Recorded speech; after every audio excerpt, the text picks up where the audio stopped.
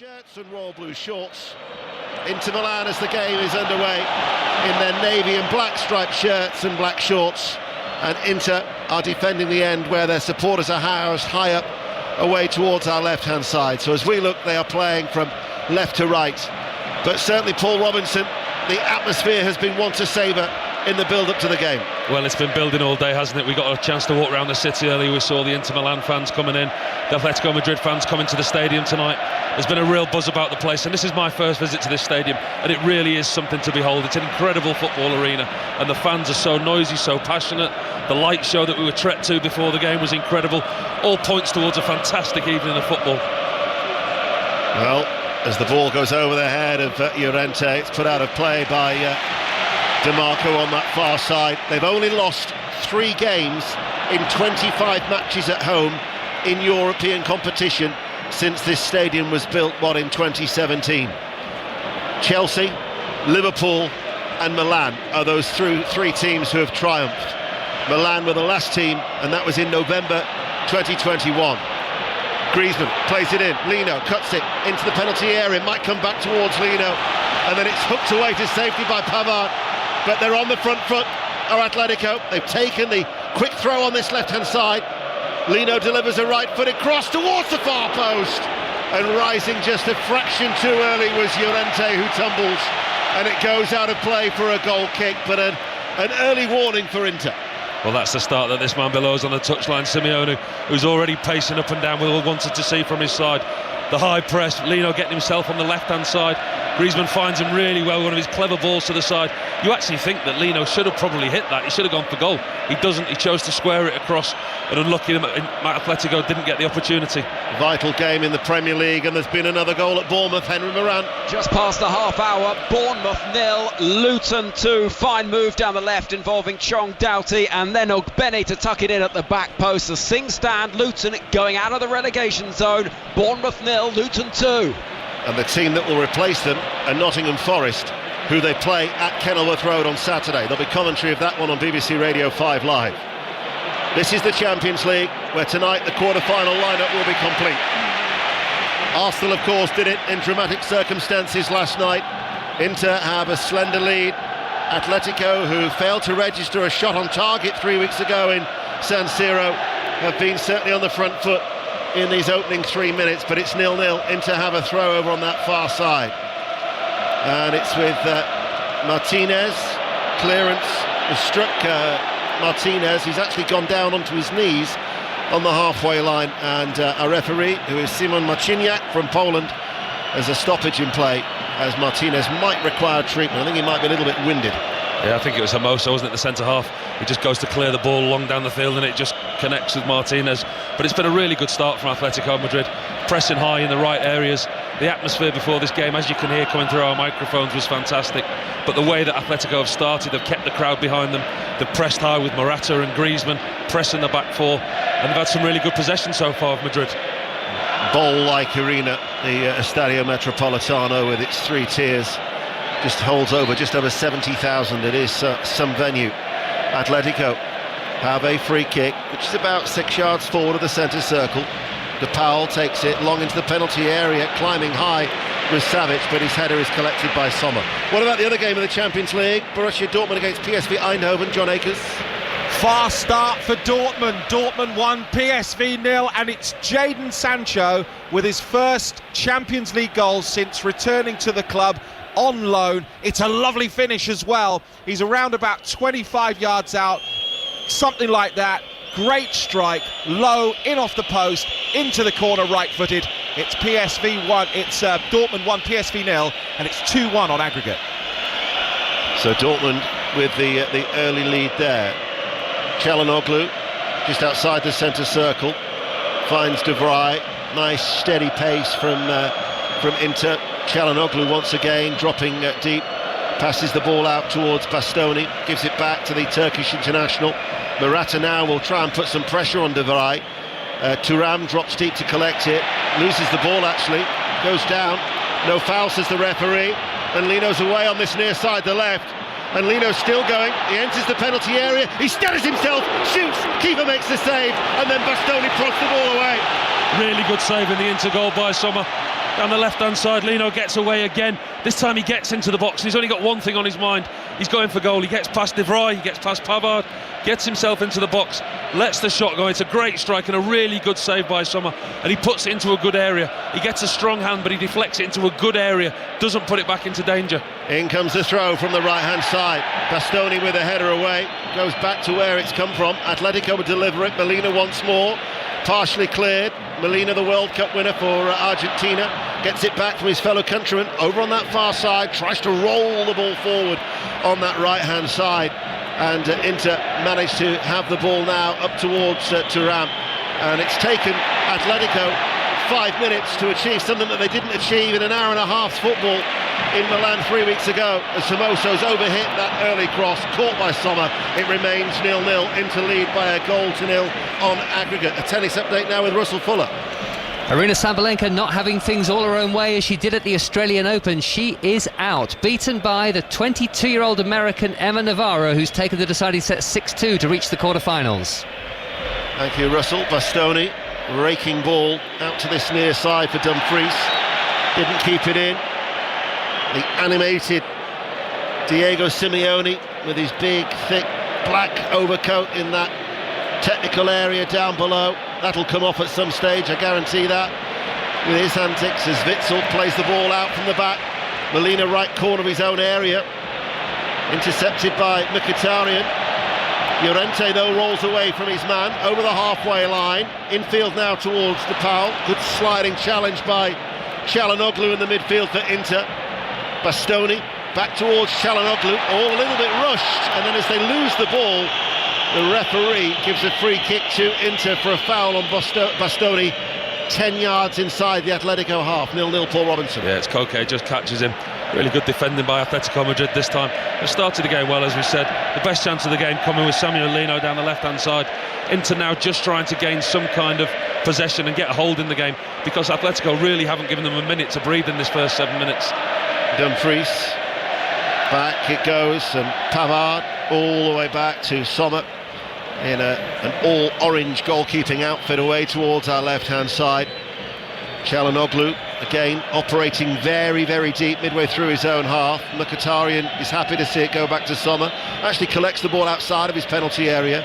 Now Barella, short sleeves but wearing gloves. I actually thought it was a mild night in the Spanish capital, as now the ball out from defence looks towards Thuram, and it will roll through to Oblak, all in green. I think it is a mild night in the Spanish capital for two Englishmen that are not used to this kind of weather. Clear blue skies and sunshine throughout the day, as the Inter supporters, 3,500 of them who've travelled across from Italy, try and make themselves heard. Atletico with Savic on the halfway line, the former Manchester City player. Out it goes then towards De Paul, sends over a searching cross. Lino keeps the ball in play, now runs forward, there's a little step over, edge of the area, onto his left foot. Dumfries, he was initially complaining to the Polish referee that he'd been fouled in the build-up to that, as it goes out for an Atletico throw. 8.5 minutes played, and in fact Hermoso is just going to say, slow it down, I'll take it, and all of a sudden they wait for Witsel, he of the bushy hair, to run forward into the penalty area. The vastly experienced Belgian international, and it's aimed towards him too from Hermoso's long throw. Comes back towards Hermoso, down into the ground, headed away by Pavard. Martinez tries to run it away for Inter, and that will be an Atletico throw. Last touch came off Martinez, certainly maintaining the pressure. They've struggled into, haven't they? They've not really got into this game, and you've got to give Atletico a lot of credit. They've not allowed them to do that with the high press, and when they have got possession, Inter have been very, very good on that initial press, and they've closed them down and won possession back very quickly. It's going to be another long throw for Hermoso to take it. Mario Hermoso, either play centre-back or left-back. Barcelona is said to be interested in him, and it comes now again, aimed towards Witsel, headed up in the air rather than away by Pavard. He's got a second chance to get it clear, as has Barella. Appeals for handball, strong appeals for handball there. That was against Thuram, who tried to bring the ball down. Now Thuram comes forward and on the counter-attack, and they've got so much space on that far side with DiMarco. Now let's just see if they check this through VAR, because they were strong appeals from Atletico. How quick will it be taken, this throw-in? Really strong appeals. from into there wanting a penalty. Atletico wanted a penalty, and into it was Martinez and Thuram got in each other's way. The two strikers in the box defending, it kind of rolled down his chest, rolled down Thuram's arm. We're playing again, so it looks like VAR have checked it. There's going to be no penalty, but the Atletico players were adamant they wanted one. It was extremely swift by Thomas Kivatkovsky, on VAR duties here. 10 minutes played. BBC Radio 5 Live, also available on BBC Sounds. As Champions League action once again. Atletico 0, Inter 0. And that goal from Arnautovic late on 3 weeks ago is still the difference. Arnautovic, who's currently injured with a thigh problem. De Vrij, Dutch international, running forward. De Paul backpedals to the halfway line.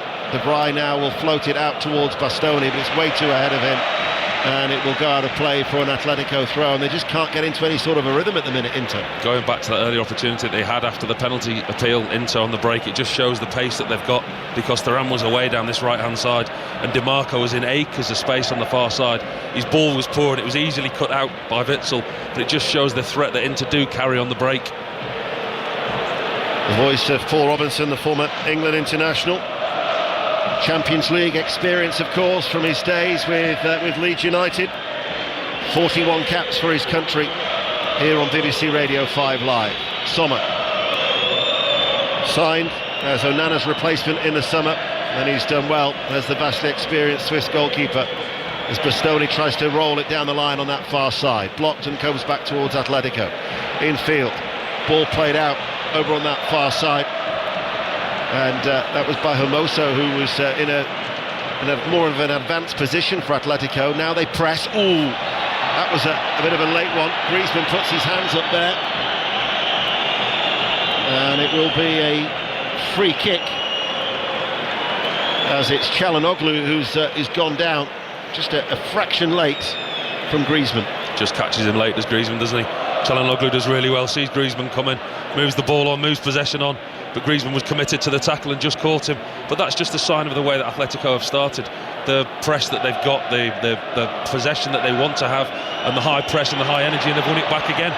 Caught in possession, Pavard. Çalhanoğlu, though, actually did well to regain possession, and Dumfries has been sent clear, and Dumfries is in the penalty area, and Dumfries forces a save from Oblak. Back to Dumfries, and again Oblak gathers it in his near post. Two chances for Inter. Oblak makes two saves. Really, really good goalkeeping by Oblak. Again, it's down this right-hand side. Dumfries just gets away from his man. He's running half the length of the field. He gets into the box. No Atletico defender gets near him. He's on the angle for about 12 yards out. Hits it low and hard to Oblak's right. Makes a really good save with his right hand. Comes back to Dumfries, who fires the rebound straight back at Oblak. But yet again, it's another example of the pace and the danger that Inter possess on the break. That's the reason why Denzel Dumfries, formerly of PSV Eindhoven, who they signed from the Dutch club 3 years ago, has been brought into this Inter side as the only change from the first leg 3 weeks ago. He's a lot more attack-minded than Darmian, the former Manchester United defender. And it was Çalhanoğlu who won the ball to set up that attack. And once again, he's trying to dictate play from a very deep role in his own half. Both managers have set the team out with three at the back with the two wing-backs. And it's interesting to see that when Atletico are in possession, their wing-backs go really high. Inter's drop deep, but they know they've got the pace with Dumfries and Dimarco on either side. They've got the pace to hurt Atletico on the break. We've seen that already twice. As Martinez loses the ball, De Paul picks it up, tries to find Morata. Stepping out of defence was De Vrij. He's lost the ball. Now the ball is played out towards Morata. Morata with a cross, and across the face of goal it goes. Griezmann will keep it in play on this near side, the left. Griezmann with a cross, punched out by Sommer inside his 6-yard area, and then Barella loses the ball, and the referee says there was a foul, and it's a free kick to Inter on the edge of their own penalty area.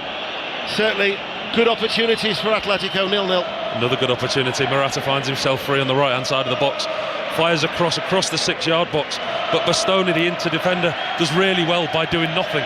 And I know that sounds really silly, but the ball was between him and his goalkeeper. If he touches it, he goes in his own goal, or he causes his goalkeeper a problem. So by doing nothing, Bastoni has a really good piece of defending. BBC 5 Live still 0-0. Bastoni goes back. De Vrij and Bastoni just having a few words there with each other, as now it's with Barella, who drops deep. He passes the ball to Çalhanoğlu. When Paul's talking about how the wing-backs are so high, it's almost they're playing with like 4 across the front, with DeMarco on the left and Dumfries on this near side. They are committing their men forward on that side. It requires then the midfielders just to help in and fill out at the back, as Barella and Çalhanoğlu are doing now. Çalhanoğlu curls the ball out towards De Vrij. Atletico have retreated. Everybody now is back behind the ball, as it's with Mkhitaryan. He goes short and square. Çalhanoğlu for Inter. Çalhanoğlu plays it. Martinez to Thuram. The link-up play was almost complete. Nice little flick inside by Thuram, but Atletico were able to clear the ball away. Griezmann, no foul on Dumfries. Griezmann keeps the ball in play. Finds Morata on the halfway line. Morata back towards Griezmann. Griezmann tries to switch play. He'd seen the run of Molina on that far side, the right, but it took a deflection and diverted into the arms of Sommer. Well, we weren't sure what type of game we were going to get beforehand, does we? We did, know that both teams are very, very good defensively. We know that how tight that the game has been between the two of them. But there's two teams here tonight that are going all out to win the game. You spoke about the Inter wing-backs pushing on, and that forces the Atletico wing-backs back. So out of possession, Atletico are playing with a flat back 5, as we see in front of us. Lino picks it up for Atletico on the halfway line. Griezmann's ahead of him. Griezmann will pass the ball back. Another goal at Bournemouth. Henry Moran. How about this for a scoreline? Bournemouth 0, Luton 3, first half added time. Ross Barkley down the right hand side fires a rocket into the top corner. Bournemouth 0, Luton 3. And they will be out of the relegation zone. Forward ball, looking for the run of Morata, but Sommer, and the late flag goes up. Sommer with the save. So Nottingham Forest will drop into the relegation zone. Be an incredible result for Luton, that, wouldn't it? I mean, we know that they're fighting to stay in the Premier League. Burnley and Sheffield United looking almost done. But Luton are putting up a real fight, and that would be a fantastic away 3 points, if indeed they can see the game out. Yeah, they've certainly shown a lot of spirit. It was at Selhurst Park at the weekend when they managed to grab a late equaliser with almost the last kick of the game. Here we are, though, in the Champions League in Madrid. BBC Radio 5 Live, still 0-0. Sommer comes under pressure from Koke. His floated ball out towards that far side. Inter can't hold on to it. That was a loose ball, though, from Molina, giving it away to Martinez. Now Barella, but Molina running back with the interception for Atletico. De Paul couldn't get there. Here is Martinez. He's going to shoot, takes a deflection, and Oblak has to make the save. He was backpedaling, and underneath his crossbar, he just pats it down in front of him. It's a really difficult one for Oblak. Once again, Atletico Madrid lose possession, and it's Martinez who picks it up 25 yards from goal, hits it, takes a deflection, it loops up over the goalkeeper, and he's backpedaling. It's one of those he can't take a risk with. He doesn't know if it's going to go over, doesn't know if it's going to end up hitting the bar. He ends up putting his hands between the ball and the bar, and just about somehow keeps the ball out. Could have been embarrassing for Oblak. Cross comes in from the right. De Vrij will meet it with a firm header away. Won't go out of play though on that far side. Instead it's chested back by Molina to De Paul. Savic on the halfway line. Back out it goes to the Argentine. Remember, Dortmund lead PSV Eindhoven by 1-0 in the other remaining tie of the last 16 of the Champions League, as there was a foul on DeMarco. But Simeone Inzaghi said it was going to be an intense match, and it certainly has felt pretty intense in these opening 20 minutes. This team are 1-0 up, they're coming here with a lead, but they're certainly not looking to protect the lead. They're obviously looking to keep a clean sheet, but they're playing in possession, they're expansive, the fullbacks are pushing on wide, and on the turnover of possession they look really, really dangerous. Thuram and Martinez dropping into those areas where they're trying to break the lines, and they break with real pace. They've certainly not come here just to shut up shop. Well, they've only failed to score once all season, and that was against Real Sociedad at home in December in a 0-0 draw at San Siro. So they will always pose a threat going forward. They boast the best attack in Italy and the best defence too. They've only conceded 13 goals of the champions-elect. As the ball goes back to Sommer. Half-time at Bournemouth now, Henry. Half-time, Bournemouth 0, Luton 3, goals from Chong, Ogbene and Barkley. Luton heading out of the drop zone. This game a replay of the match curtailed when Tom Lockyer collapsed back in December. He's here tonight, thoroughly enjoying what he's seeing. Bournemouth 0, Luton 3. Gave a wonderful interview to Mark ahead of the game. If you're listening on BBC Sounds, you can always rewind. It was just after we came on air just came across as a thoroughly decent chap, such a humble man, celebrating, of course, the newly arrived baby as well, so he's got much to celebrate, and it was just a really nice interview. If you want to go back and listen to that as well, you can't imagine the emotions that he must have experienced going back there tonight and basically meeting the people who saved his life. Well, I think that's what was interesting when we spoke to him before the game and listened to the interview. He was very keen to go back and see the faces who were there when he first opened his eyes, if you like. I think that was a phrase that he used, and I think just so humbling. You can only try to imagine what that young man's been through. Yep, very much so. Molina on that far side, over the halfway line. Griezmann comes short. He's a talisman for Atletico. Of course, he's the all-time top scorer for Atletico. But 18% of Atletico goals in the Champions League, 18%, 31 of 169. Only Lionel Messi has had a better record in terms of a higher proportion of goals for teams who've scored over 100 in the competition. DeMarco racing away in space over on that far side, the left, looks for Thuram, cut out well by Witsel. That's where their game management, they have to pose a threat to get the goal that they require, but then they've got to keep out Inter, and Witsel was so alert. And again, it's just another example of what Inter do. This time it's down the left-hand side. It's Witsel from an Atletico point of view who stops the cross coming in, but it's another break at pace. Here is Martinez dispossessed by Lino in a central area of the field. Atletico, Griezmann, back to goal outside the penalty area.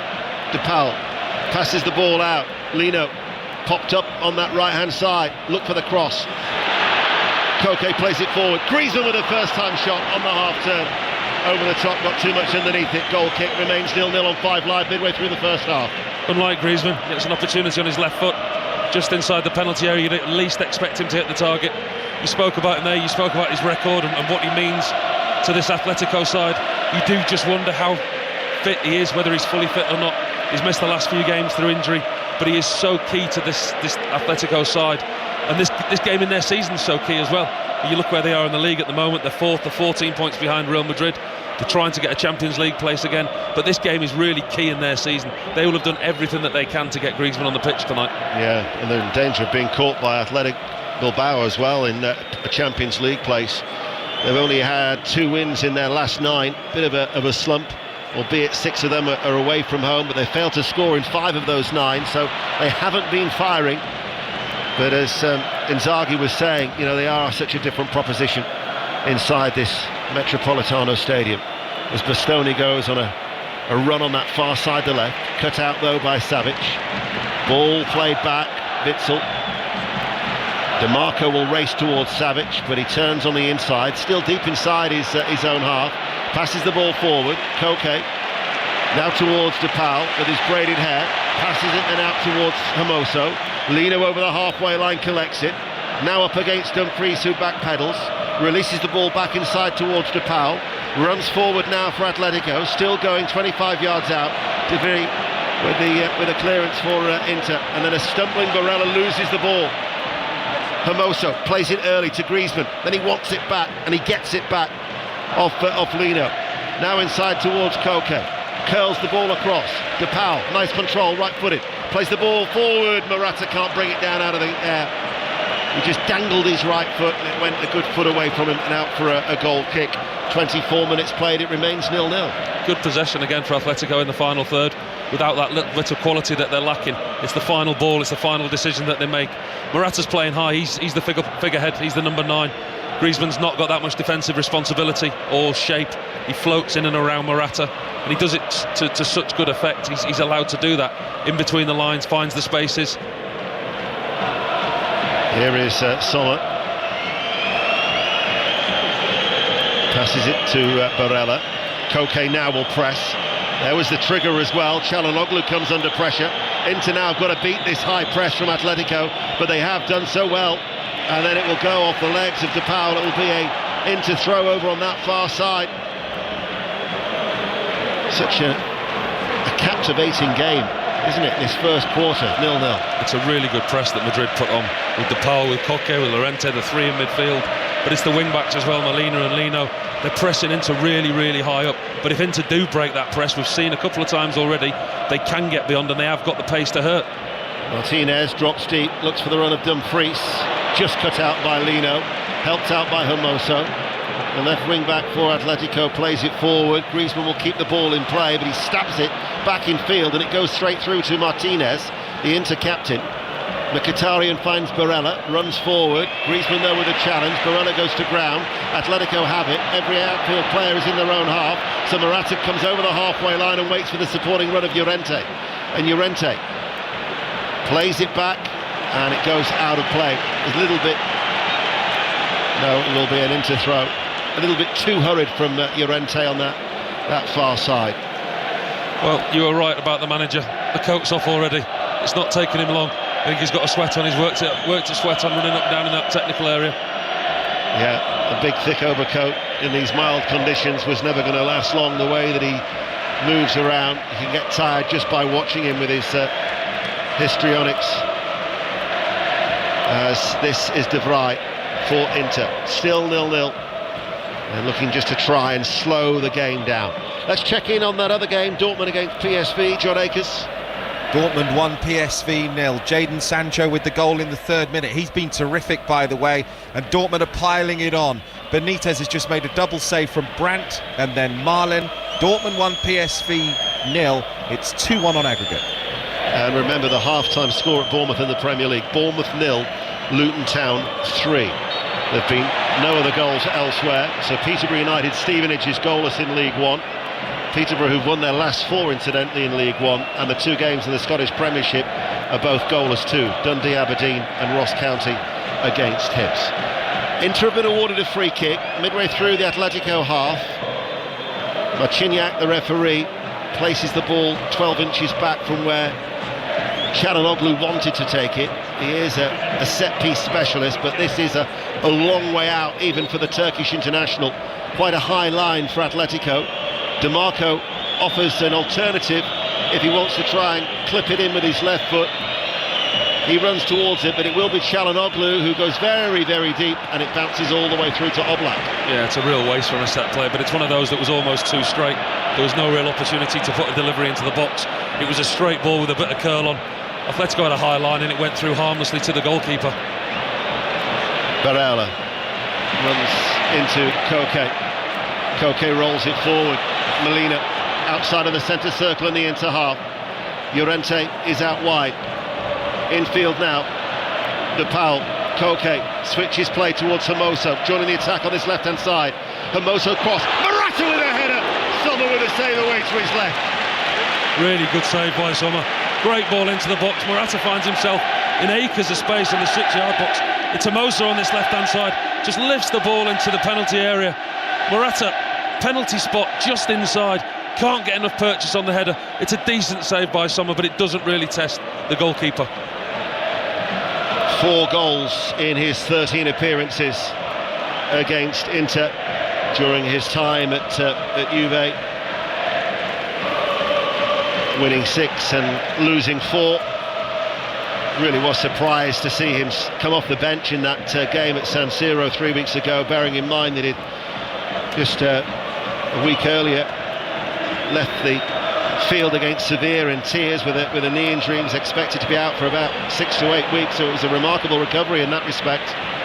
Mr. Powell's header will be tidied up by Llorente to Savic just inside his own area. Goes back towards his goalkeeper Oblak. Thuram was putting him under pressure. Oblak's clearance is then headed out by Griezmann towards Llorente. Tries to get forward on that right-hand side. Plays it back. DeMarco will chase towards Molina. Atletico passing the ball around quickly. Playing with a nice tempo. 0-0. Griezmann near side now to this left finds Hermoso. Back it goes to Griezmann. Little touch with the left foot. Clips in the cross just over the head of Morata. Llorente keeps it alive and then cleared away by Pavard. Inside the Inter penalty area. Witsel wins it back. Urged on by this passionate crowd. Depal on the right hand side with the cross. Brushes the head of De Vrij. Barella, a lot of time to clear the lines for Inter. Half an hour played, 0-0. That's a couple of times that Morata's found himself in really dangerous areas in the box, and this Atletico team are not afraid to put the crosses in from wide areas. Here is Koke, Lino. Let's go for a curling effort. Scored a fine goal here against Celtic in that 6-0 victory. On this occasion couldn't find the target, right-footed, out for a goal kick, 0-0. Ross County, incidentally, have taken the lead just before half-time. Ross County, who are next to bottom in the Scottish Premiership, are leading against Hibs by 1-0. Still no score between Dundee and Aberdeen after the interim spell of Neil Warnock was exactly that. Very short-lived indeed. 33 days that he had in charge of the club at Pittodrie. Aberdeen, who struggling in the nether regions of the Scottish Premiership. In the Champions League, though, Dortmund still lead Eindhoven by 1-0, and as the red and white scarves are held aloft and the ultras end away towards our right, the red and white flags are flying. The Atletico supporters are trying to play their role again, but it remains 0-0. 14 minutes to go to the break. Yeah, you can see why they've won so many games at home, can't you? The support, you'll hear the noise coming over the airwaves now. The fans, from the minute they walked into the stadium, they've created an atmosphere, and the team have not let them down. They've created a high press, they've got good possession, and in all honesty, they've probably had the better of the game, Atletico, this far, I think.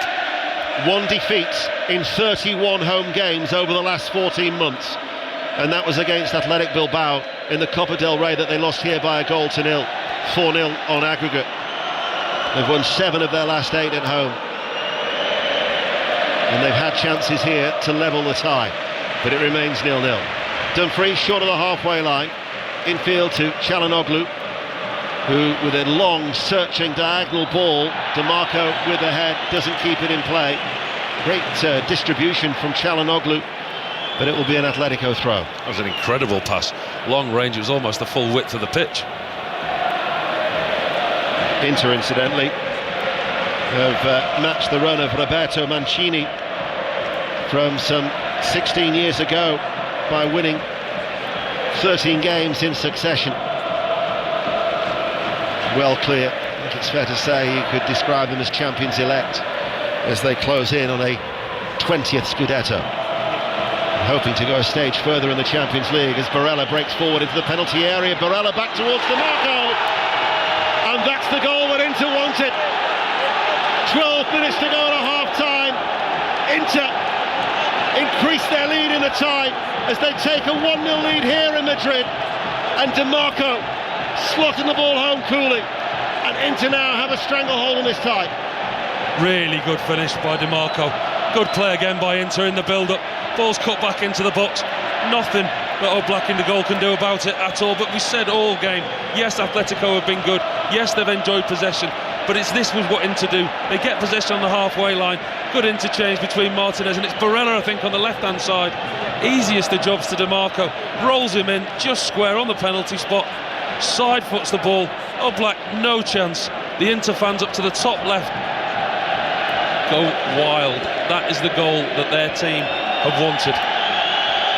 So the 3,500 Inter fans now, some of them are lighting up their mobile torches and are waving around those flash bulbs in the top tier away towards our left-hand side.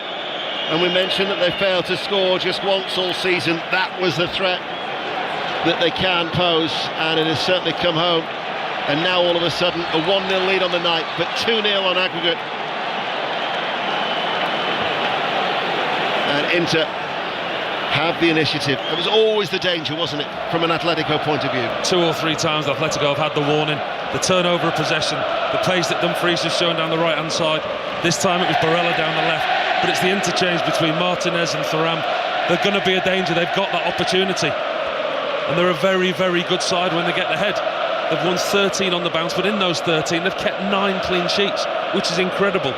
Sommer in the goal has had 20 clean sheets this season, which it's not a stat that Atletico fans want to hear. Well, you wouldn't know necessarily if you walked inside this stadium about Atletico, because the supporters towards our right have just been jumping it and down in unison. But it's Italian voices now that you can hear as Atletico look for a response. It's kneed away the cross from the right by De Vrij, played back in. Here is Griezmann! Griezmann turns and fires it in! Flag stays down! Griezmann pounces from close range!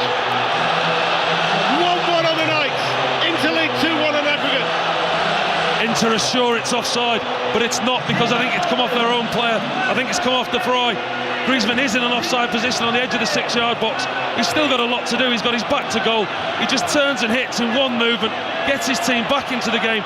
It's the initial cross, and it's Morata that they're looking for offside. He's not offside because he's not interfering with play. When the ball comes back into the box, it comes off De Vrij. Griezmann, back to goal, does brilliantly well, turns, spins, hits in one movement, and all of a sudden it's the phone lights of the Atletico fans, the ones to our left, have gone dim. Yeah, they have. It's certainly been blacked out high up there now, and everywhere else the phone lights are being waved from side to side. Of course, every goal will be checked from VAR. But looked like he was onside. There is a slight delay, so there'll be a pause to the restart. But he pounced on that. He was so alert. The goal stands. And Atletico are right back in this tie. Atletico 1, Inter 1, Inter lead 2-1. And we talked about the importance of Griezmann. He wasn't going to miss from that close range. So clever. It was just such an intelligent run. When you see the goal later on, watch his run from start to finish. He just goes into the box. Nobody picks him up. It's a decent ball that finds him, comes off the Inter defender, which is why he's not offside. And it's the ability that he's got with his back to goal to turn and finish in one movement. What a sight. Every Atletico supporter is jumping up and down out of their seats, with the red and white scarves being swirled and the flags flying. They are creating a right old din inside the Estadio Metropolitano here on BBC Radio 5 Live. And the game is living up to every expectation. It was always the tie of the round in the last 16. They were so poor 3 weeks ago. But this is shaping up very nicely. Koke for Griezmann. Now it's with DePaul. Foul. That will be a free kick, and a direct free kick to Atletico. Less than 30 yards out from goal. 1-1. Marciniak marks his spot, the referee. Griezmann has the ball in his hands. 2 half-times in Scotland, incidentally. Dundee 0, Aberdeen 0, and Ross County with that Josh Sims goal before half-time lead Hibs 1-0. They'll be getting underway very, very soon in that 7:30 kickoff in the Premier League, where Bournemouth 0, Luton Town 3, so they'll be out of the relegation zone. And Nottingham Forest will drop into the bottom 3. Wonderful noise inside the stadium as Griezmann takes the quick free kick. The header from Savic and cleared away by Martinez. Downward header by Koke. Lino outside the area. Back it goes to Koke. Right-footed ball in. Bastoni, central area. Heads it away from inside his box. Won back by DePaul. The referee Marciniak, the World Cup referee, gives a free kick for a foul on Thuram. Said his legs were chopped midway through the Inter half. As we approach half-time, we've got 7 minutes to go to the break. 1-1. This is one of the best atmospheres that I've ever heard. It's incredible from both sets of supporters. The way that they're getting behind the teams and the noise level inside this stadium really is incredible. Here is Çalhanoğlu, Mkhitaryan, back, De Vrij to Sommer. He's kept 12 clean sheets, he's kept 23 clean sheets in his 35 appearances this season as Sommer, since he was signed from Bayern. But unable to keep one tonight, as they've been pegged back last year's runners-up. Witsel. Now with Molina. Lino lets it come towards him on this near side, the left, over the halfway line. Now Koke takes over. Molina makes good headway on that far side. Continues to run forward. Llorente meanwhile links up with DePaul. Carves it back out to Llorente. Molina provides the width, level with the area. Here he is. In it comes now. The little flick by Griezmann. And it will be away from Çalhanoğlu. Another goal at Bournemouth. Henry Moran. Goal back for Bournemouth early in the second half. Dominic Solanke, brilliant turn on the edge of the box, dinks it over the goalkeeper. Bournemouth 1, Luton 3. Borussia Dortmund lead PSV in the Champions League by 1-0. 1-1 here in Madrid. 5 Live and BBC Sounds. Tomorrow, day 3 of Cheltenham. Every race live from Sports Extra from 1:15 to 5:45. And then Gold Cup Day live on 5 Live on Friday afternoon with Mark Chapman actually at the course on Friday on 5 Live, Gold Cup Day from 1 o'clock. And before we know it, the weekend will be back with you, and what a packed Saturday we have with a combination of FA Cup, Premier League and Six Nations. That was handball by Hermoso, and Hermoso has been shown a yellow card. It was a deliberate swish of the right hand. It was just almost like a reaction, wasn't it? Just flicked the ball around him, he put his arm out, and it was quite a blatant handball. You can have no qualms, and you can't question that booking.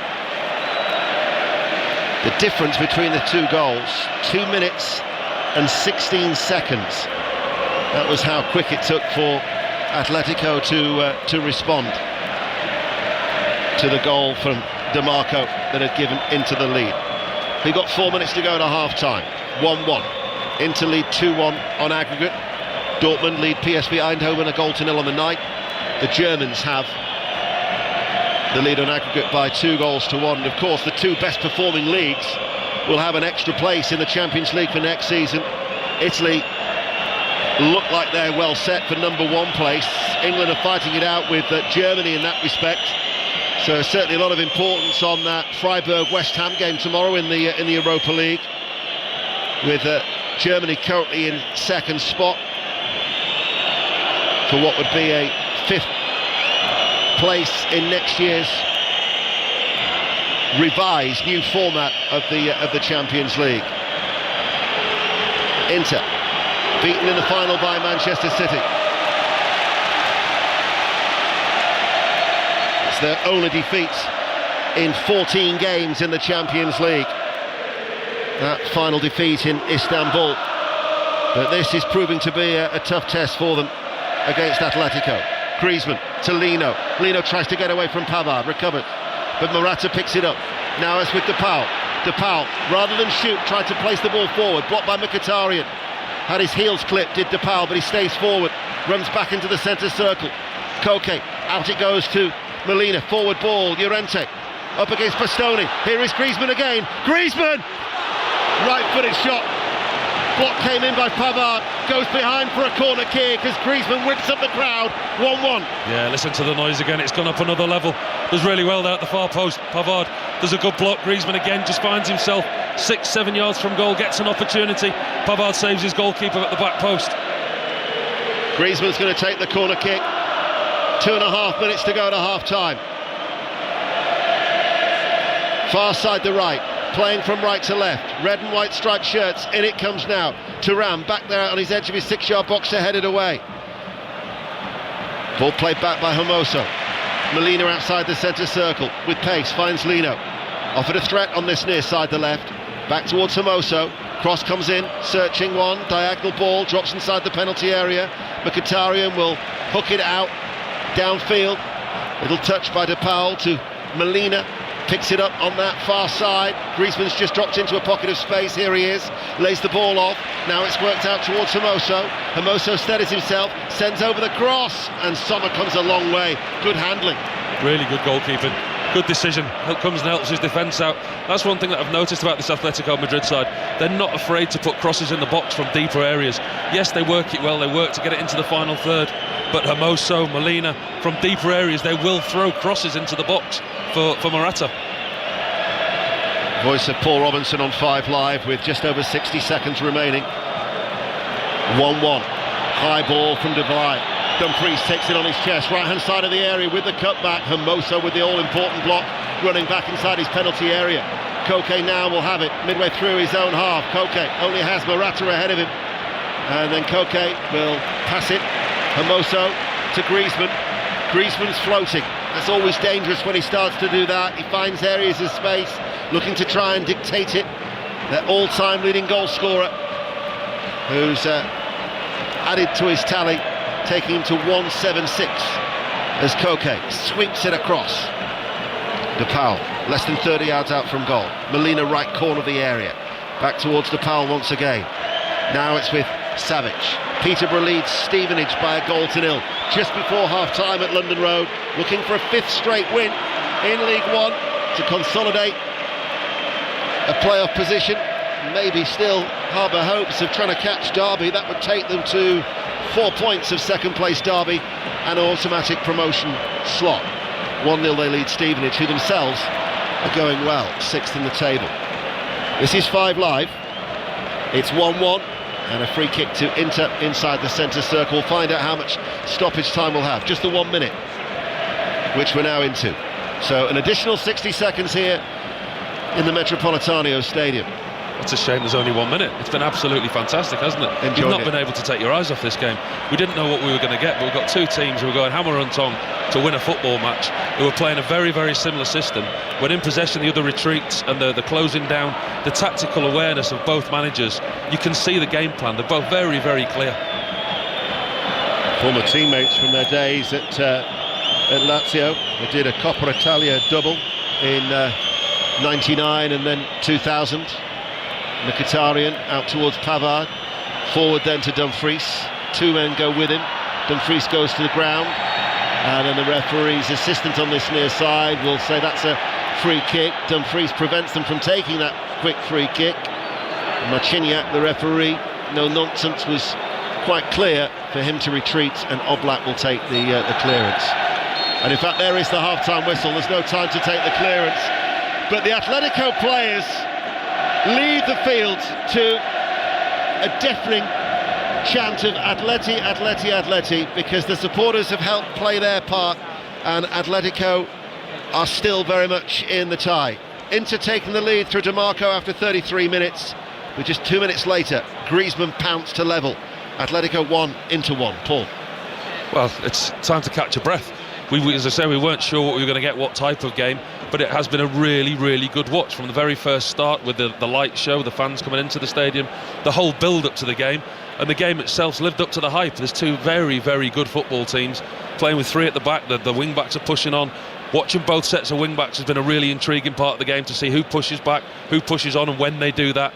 The tactical changes that are going on within the game, it's a fascinating watch, and I do genuinely think both managers will go in at half-time pleased with what they've seen, apart from the Inter manager conceding the goal so quickly after going ahead. Enjoyed it. Half-time then, Mark. Atletico 1, Inter 1.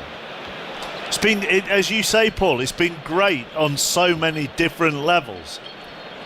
It's a really good watch. I mean, we talk so much about the Premier League, obviously, and we cover a lot of the Premier League, but to come and to watch a game of this magnitude and see the quality, we've got the best product in the world with the Premier League, but this just opens your eyes to a different level of football. There's nobody watching this tonight, Mark, who will want to play either of these two sides in the quarter-final. And Mina Rzouki is with us, EuroLeague's regular as well, and Inzaghi will be pleased with his team, bar them switching off 2 minutes after they'd scored. Yeah, I think that's what he'll be shocked at. I mean, Atletico Madrid have been magnificent at home this season. They've only lost once. And the way that they've turned it on, I mean, this is a team that couldn't get a shot on target in the first leg between these two teams. And now they are pushing, they are really recovering the ball so high up the pitch, and Inter look a little bit frazzled. So I actually don't think that they'd be that happy, because Inzaghi's used to a little bit more control. I mean, they've been so efficient on the counter, and their mobility shows they don't ever keep the same position. But yes, they are making defensive mistakes. Benjamin Pavard, until that final tackle, didn't look like himself. He's making a lot of errors. So I think there's a lot to work on. I mean, knowing Inzaghi, he won't be happy with this, because it's not the level of control that he expects from his team. Okay, more on this shortly. Let's just go to Bournemouth. They're playing Luton in the Premier League, and we've reached the 59th minute. Henry Moran. Applause all around the Vitality Stadium. It was at this point in the fixture in December between these two sides that Tom Lockyer, who is here tonight, collapsed, and that game postponed until this evening. The crowd up applauding the efforts of the medical staff that night, and of course Tom Lockyer, who is, as I say, here watching on this evening. What a game he's watching as well. Bournemouth 1, Luton 3. Bournemouth with a goal back in this second half, looking to get back into this game, fighting hard at the moment, though it remains Bournemouth 1, Luton 3. And just one more on Atletico Inter Milan with Mina Rzouki and Paul Robinson. Whilst you talk about Inzaghi's frustration that they won't or haven't had the control defensively that he is used to seeing from his team, you sense, though, Mina, don't you, that they can't settle for it at 1-1. Given the way that first half has gone, they could do with another. Oh, absolutely. He came into this game saying, I'm not going for anything other than a win. This is how I'm talking to my team. We have to go all out because, he knows Cholo Simeone really well. They played together at Lazio, so they are friends. They keep in touch. They admire each other's football, and he's very much aware of what Cholo can do and how strong the team is. So he definitely didn't come into this thinking that he could just settle for a draw, even get one. He has gone all guns blazing. At the start of the season, he somewhat prioritized Serie A, which is why they finished second in the group stage. But now the priority is the Champions League. So he's come into this telling his team that they need to score as many goals as possible because you never know what to expect from this Atleti side. And they've created the better chances. 1-1 then there, second half on the way here on 5 Live. There's been another goal at Bournemouth where, remember, at half-time, Luton were 3-0 up. Henry Moran. It is now Bournemouth 2, Luton 3, and there was just a moment where we were waiting to see what the referee would do, but Sam Allison got the little message on his watch to say the ball had crossed the line. I think it was Semenyo who got there in the end with the final touch.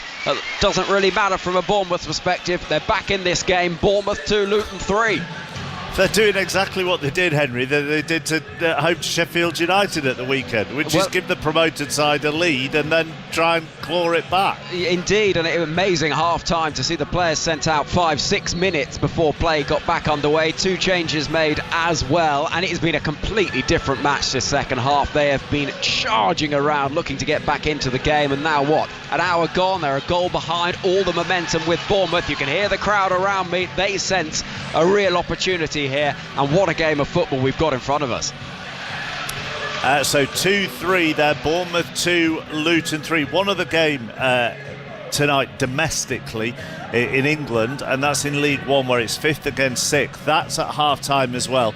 Peterborough scored a penalty right on the stroke of half-time, so they lead Stevenage by a goal to nil.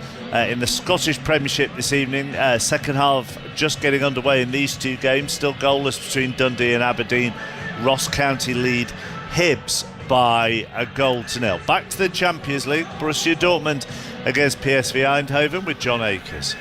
Yeah, good story developing here, especially if you follow Dortmund and Jadon Sancho, the fortunes of the Manchester United man on loan at Dortmund. His goal separates the 2 sides on the night, and it was beautifully taken in the 3rd minute. Shifted it onto his right foot, 20 yards from goal, and fired it low past the keeper's dive to his right-hand side. A super goal, and he's been really good in possession. Sancho looks to be enjoying his football. He scored at the weekend as well. Dortmund have been the team on top. Benitez has made a double save from Brandt and Marlin. PSV with the one effort at goal. Bakayoko with a left foot shot, Bakayoko with a left foot shot from 20 yards saved. It's Dortmund 1, PSV 0, 2-1 on aggregate.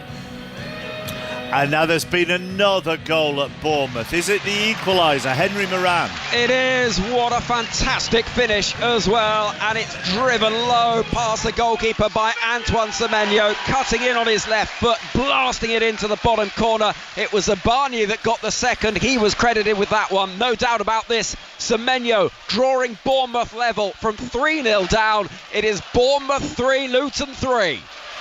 That is 3 goals in less than 15 minutes for the home side. There's a French Cup quarter-final this evening. Kylian Mbappe has scored for Paris Saint-Germain. They lead Nice by 2-1. And the game in the Women's Championship in England is reaching its conclusion. They're in stoppage time there. Sheffield United lead Watford by 1-0. And if it stays like that, Watford would remain bottom of the Championship. Let's go to the tennis at Indian Wells. Defending US Open champion Coco Gauff in action. Russell Fuller. And for the moment, little drama here because Coco Gauff utterly dominant against Elise Mertens of Belgium. She's won the first 7 games of the match. She leads 6-love, 1-love and has 2 further break points on Mertens' serve. And she's very much the favourite to reach the final from this half of the draw after the Australian Open champion Aryna Sabalenka was beaten 6-2 in the deciding set by the young American Emma Navarro. In the men's event, Gael Monfils at the age of 37, who beat Cameron Norrie in the last round, has been beaten 6-4 in the deciding set by the 9th seed Casper Ruud. Thank you very much. Second half then of Atletico Madrid into Milan on the way. 1-1 on the night. 2-1 to the Italians on aggregate. 6 minutes to 9 o'clock. And Lisa McCormick has the news. Listen on BBC Sounds. This is BBC Radio 5 Live. Rishi Sunak's resisting further calls to hand back £10 million given to the Conservative Party by the donor accused of making racist remarks about Diane Abbott. Frank Hester says his comments had nothing to do with race or gender. Here's Labour MP Steve Reid. It's unacceptable to accept money from somebody who is making comments like that. I completely agree that there needs to be forgiveness in politics, but there also has to be clarity around that kind of behaviour. And the best thing the Prime Minister can do is do what Andy Street, the Conservative Mayor of the West Midlands, has called for, the Scottish Conservatives have now called for, and pay that money back. China has described a potential US ban on TikTok as an act of bullying that would backfire in America. The House of Representatives has passed a bill that could force the app's Chinese owners to either sell their US assets or be barred there. Israel says it's looking into an attack on a UN food distribution centre in Rafah City in southern Gaza. The UN Agency for Palestinian Refugees says one of its staff was killed in an apparent Israeli airstrike on the centre. The government's introduced new legislation to clear the names of hundreds of sub-postmasters who were wrongly convicted in the Post Office IT scandal. The law will cover England and Wales. And an American man known as the man in the iron lung has died at the age of 78. Paul Alexander contracted polio in 1952 and was left paralysed from the neck down. It's thought he was one of the last people in the world to be using an iron lung, a metal cylinder that encased his body to help him breathe. Paul's brother Philip says he was an inspiration to many. His personality, I think, had a lot to do with how much he was admired. You know, he had that great big smile, and he was such a welcoming, warm person that he made people comfortable. You know, an iron lung is not an easy thing to just see his head sticking out. So, but he had that big smile and warm heart. Philip Alexander, there, brother of the man in the iron lung who's died at the age of 78. Feel every moment of the Six Nations. On Saturday. Extraordinary stuff! Wales have scored again! At 2:15. Wales versus Italy. On 5 Sports Extra. This time it's Burn! Oh my goodness! And the champions will be crowned. Oh, Burn just walked over the line! At 4:45. Ireland versus Scotland. At 8. France versus England. On 5 Live. One of the biggest wins at Twickenham for England in years! The Six Nations. Listen on BBC Sounds. This is 5 Live, your football station. The UEFA Champions League. With Mark Chapman. Well, you heard it there on the trail. England do have an opportunity to win the Six Nations this weekend in Lyon, taking on the French. And flanker Ben Earl was on today's Rugby Union Daily Pod. We were always trying to move forward as a team. We're always trying to get better. And Steve, if anything, has challenged us even more this week than it was last week. And I think that's testament to him as a coach and the testament that the environment he's made for us. And we've spoken about being one of the best teams in the world. We've spoken about where we want to be at the end of this campaign, where we want to be in the years going forward. The best teams back it up.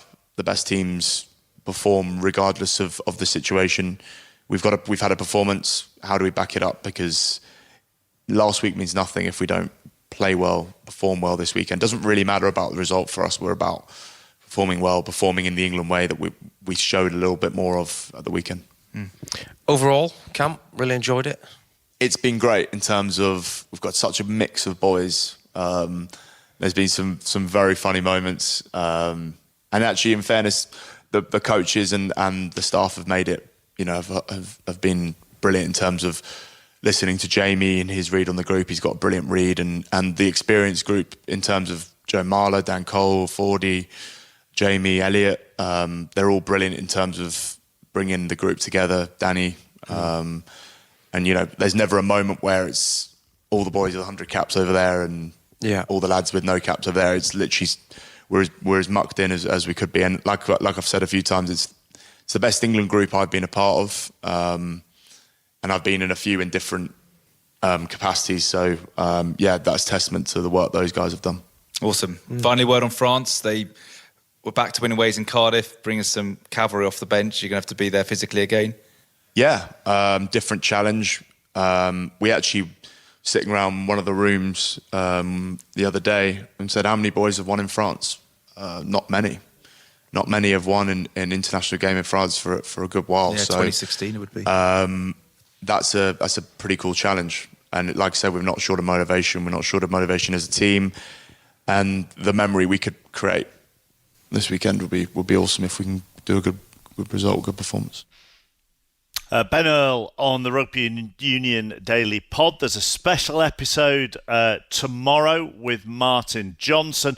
And the big Rugby Union news from today, Wales' third most capped player, George North, has announced that he'll retire from International Rugby Union after the game against Italy in Cardiff this weekend. Back to Henry Moran, not a seventh, surely. Not a seventh, should have been though. We've got, 19 minutes left of the 90. Bournemouth from 3-0 down have this game back to 3-3, but Luton should have taken the lead. Carlton Morris is not down, somehow put over at the back post by Ross Barkley. Could be anyone's this game. Brilliant entertainment. Bournemouth 3, Luton 3.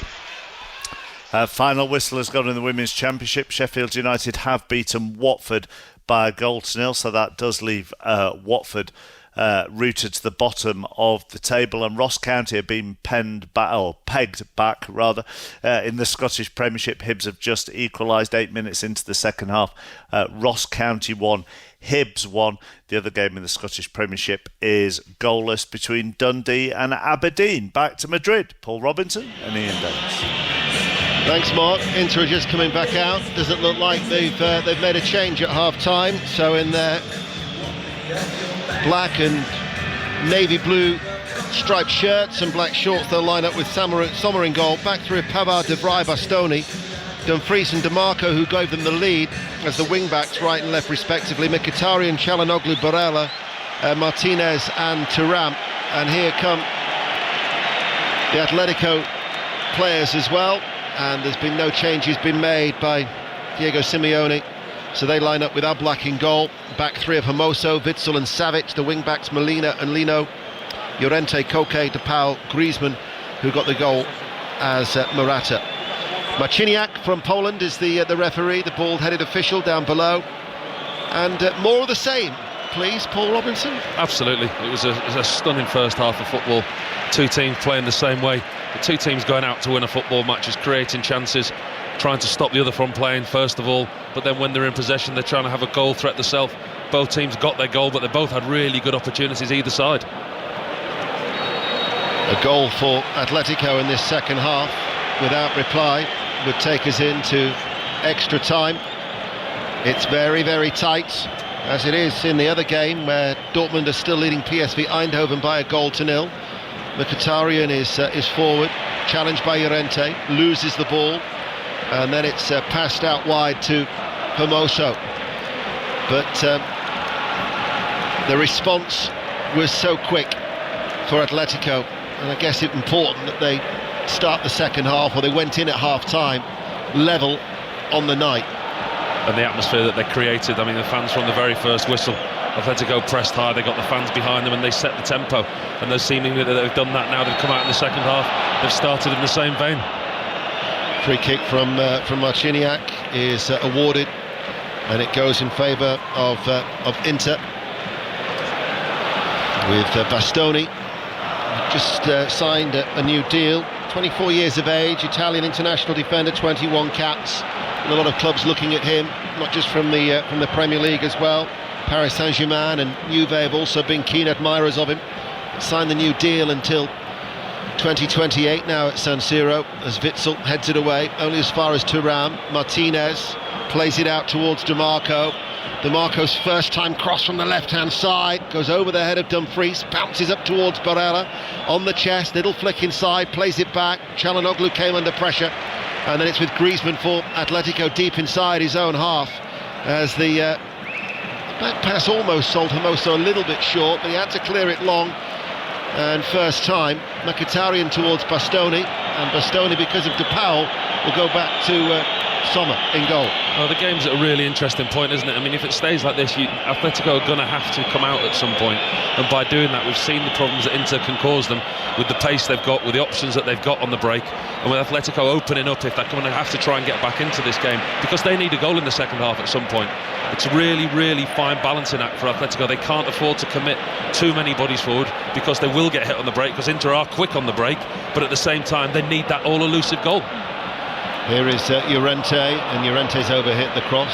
First time inside this stadium. Can you believe it's 20 years ago, though, that you played in the Bernabeu for England? That does make me feel old. I mean, you feel old enough at times, don't you? But when you say things like that, and I think you feel older when you're watching the Premier League and you're seeing children of players you played against playing in the Premier League, and then you're thinking about your own children at the same type of age, and you do. But no, fantastic memories. Looking past the Bernabeu this afternoon, I think there's a lot of structural change going on there, some huge building work, but it's such a fantastic historical stadium there, and it was a pleasure and a joy to play. One of your 41 caps for England. Here we are in Madrid for what has been an extremely pleasant day, with the sun shining and the clear blue skies, mild conditions here tonight, and Atletico hoping that they can extend their run in the Champions League to a quarter-final appearance next month as well. The draw, incidentally, is on Friday. You'll hear it on 5 Live during the day. I think it's 11 o'clock in the morning. Bayern, Paris Saint-Germain, Manchester City, Real Madrid, Arsenal and Barcelona. Some real heavyweights in there. And they'll be watching that tonight. And like I said to Mark at half-time, we spoke about these two teams tonight. Whichever one of these two sides goes through after this evening, nobody will be wanting to play these. No, they certainly won't. As the ball goes back to Savic. Had that one season at Manchester City. 21 appearances for the Montenegro international. Bounces off the chest of Morata, and then runs into Mkhitaryan and gives away a free kick that Marciniak will actually help Morata back to his feet. Just a little clumsy. Free kick to Inter. Been a stop-start nature to this second period so far. How long? 4 minutes in? Nobody's got hold of the ball, had any decent kind of possession as yet. But I don't think Inter will be too worried about that. Obviously, the longer the game stays like this, the better it is for them. It's Atletico that are going to have to come out. They're going to have to come out of the shape and go chasing that goal that they need. Here is Bastoni, dark-haired central defender, up towards Thuram. Little flick inside. Çalhanoğlu playing a little further forward at the start of the second half. Thuram loses out to DePaul. Ball inside by Molina, careless, gives it away to Barella. Now it's with Çalhanoğlu, comes inside. Çalhanoğlu, what a sliding block challenge by Griezmann. Çalhanoğlu's poised to shoot, edge of the area, right foot, pulled back, and then Griezmann just comes in from nowhere. It's a fantastic tackle, and it's certainly not one that you were expecting to see Antoine Griezmann stand up and it be him that made it. It was a great tackle. And now Llorente at the other end with the cross, looking for Morata, always going away from goal, and out for it goes for a goal kick. Well, it's his first appearance since he limped off with an ankle injury in San Siro. I don't think you can question his fitness after that challenge. He's here, there and everywhere is Antoine Griezmann, looking to try and inspire Atletico and knock out last year's runners-up. Lino, far side, the left for Atletico. Ball then stroked back by Hermoso. Witsel, every outfield player is into half away towards our right-hand side. Lino on that far side, the left. Hermoso back to Koke. Incredible record for Koke. His 624th appearance for the all-time appearance holder since he made his debut back in 2009. Here is Llorente, lifts it over to Marco, right side of the penalty area. Here is Griezmann! Sommer with a save, and then gathers it in as it threatened to spill loose. Griezmann hit it first time, right-footed. Sommer with a save. Really good move by Atletico down this right-hand side. It's Llorente, really clever, just lifts the ball over the full-back's head, picks out Griezmann 12 yards from goal on his unfavoured right foot. He hits it too close to Sommer, gets a decent connection on it, but just can't get it past the goalkeeper, threatening from Atletico. And Sommer was a relieved man as it just tried to run away out of his grasp, the ball. But again, it offers hope for Atletico supporters inside this stadium. DiMarco down the line on this near side, the left. Mkhitaryan makes the run in behind Llorente. Mkhitaryan enters the penalty area, shoulder to shoulder they go. Ball runs away from Mkhitaryan and into the arms of Oblak, who looked to the quick throw with the underarm, but DiMarco snuffed that option out, and Oblak, the Slovenian international, holds onto the ball. 7 minutes into the second half. This tie could still go either way. Yeah, that shows the demands that are put on these fullbacks, working hard up and down the pitch. And that time we saw Llorente, a minute ago, he's attacking, getting the cross into the box. Next thing, he's back defending his own box, stopping Mkhitaryan having an effort. Lino, left-hand side, Griezmann with the cross over the head of Morata, who'd gone to the near post inside the 6-yard box. Clearance only as far as De Paul, shoots, cleared by De Vrij inside the penalty area for Inter. Savic heads the ball back. De Paul midway through the Inter half. 1-1 here on 5 Live and BBC Sounds. Out now to Molina, the Argentine international, with a teasing ball in, headed away well by Pavard. Inside his penalty area, Çalhanoğlu links up with Barella. Barella's done well towards Thuram. There's a break on if they can get the ball out towards Martinez, who was just drifting out towards the right. But Atletico have won the ball back, urged on by this crowd. Hermoso out now towards Griezmann. Griezmann drifting in field, looks for the run of Morata. De Vrij has gone with him, with his back to goal. Inside left channel of the penalty area. Morata sends over the cross, repelled by a firm header away by Pavard. Atletico have a throw, 1-1. They're working very, very hard when they lose possession, Atletico Madrid. They know the threat that this Inter team pose. They're having all the possession in this second half, Atletico, but when they lose the ball, they're very, very quickly into a defensive shape. They're quickly trying to get it back. Been so fortunate in recent weeks to experience the atmospheres in Rome, Milan and now Madrid. There is certainly no substitute for actually being here, and we've got a good old contest here on 5 Live as Mkhitaryan plays it back to Bastoni, goes further back towards Sommer. We're attacking the end where the Atletico Ultras are based, in that bottom tier away towards our right. The flags flying continuously, and now Inter have an opportunity to slowly but surely just try and quieten things down a little bit with a bit of possession. Martinez, out it goes now to Pavard. Dumfries is ahead of it. Pavard's continued his run, right side of the penalty area, first time cross blocked. It'll rebound to Dumfries. Barella helps it back, Çalhanoğlu, and now all of a sudden Atletico have everybody back in and around their own penalty area as DiMarco forward on the left-hand side. Llorente with a clearance finds Molina. What about the other tie in the Champions League, John Akers? PSV have hit the post. It's Dortmund 1, PSV 0. Lozano on as a sub smashes the keeper's right hand upright. It's Dortmund 1, PSV 0. 2-1 on aggregate to Dortmund. Aberdeen continue to struggle. They've conceded at Dens Park. Dundee 1, Aberdeen 0. Ross County 1, Hibs 1 is a latest score in the other game in the Scottish Premiership. Luton, remember, were 3-0 up. Bournemouth pegged them back to 3-3. There's just been another goal. Who to? Henry. Quite extraordinary. Antoine Semenyo with his second of the night to complete the turnaround, blasting into the top corner, and Bournemouth from 3-0 down lead this game by 4 goals to 3. That's a hammer blow for Luton, isn't it? To be 3-0 up. There's losing football matches and there's ways of losing football matches. That will be a real kick in the teeth to Rob Edwards and his team. But it just shows how fragile they are. They're on a run of form where they're not picking up results. Results are going against them. And when you're down there and when that happens, they go 3-0 up and think great, but then one goes in and all of a sudden that little bit of self-doubt creeps in. And that's obviously what's happened tonight. There'll be a real hammer blow for them. They take on Nottingham Forest at 3 o'clock. You'll hear the commentary here on 5 Live after we've brought you Wolves against Coventry in the first of the FA Cup quarter-finals. Then we've got Ireland-Scotland for you, Manchester City-Newcastle and the other quarter-finals that we played on Saturday, and then France-England as the Six Nations comes to a conclusion. So Saturday will be action-packed and more live sport with the remaining 2 days of the Cheltenham Festival. Day 3 tomorrow on Sports Extra at 1:15 at 6:15, and then Gold Cup Day live with Mark Chapman on Friday from 1 o'clock.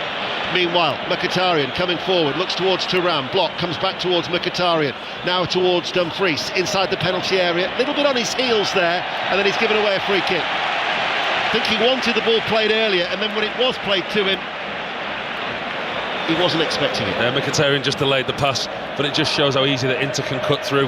With one pass there, they split the lines. Mkhitaryan got in, he turns, and he's got a free run at this Atletico back four, and again, that's what they have on the break.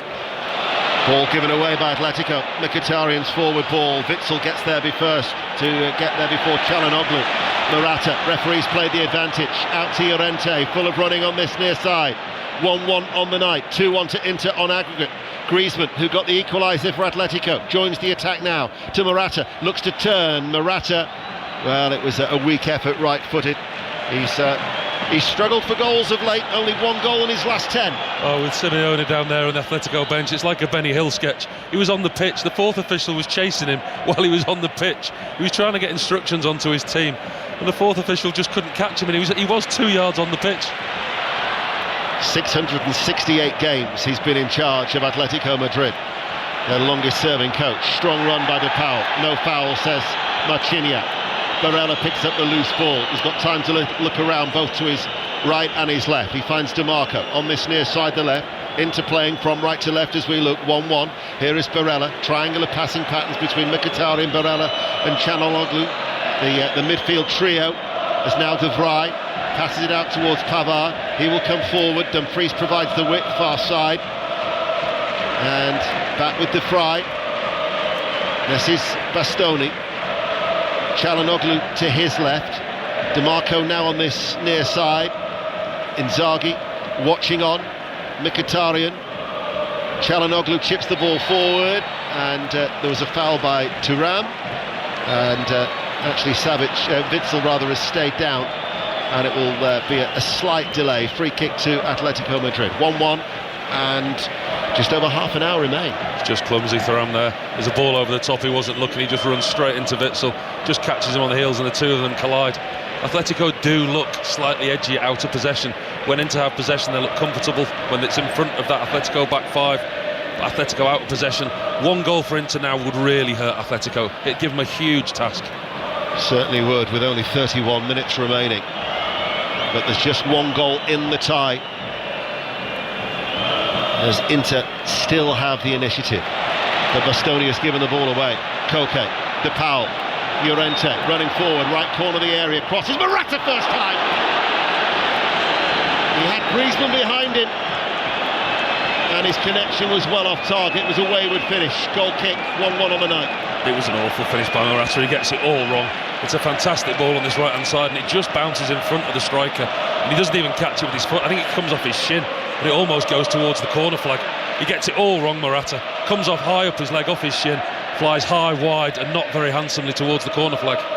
Since they beat Liverpool 3-2 in March 2020, Atleti have scored just 3 goals, or 4 if you include tonight, but it was 3 goals in their previous 8 Champions League knockout ties.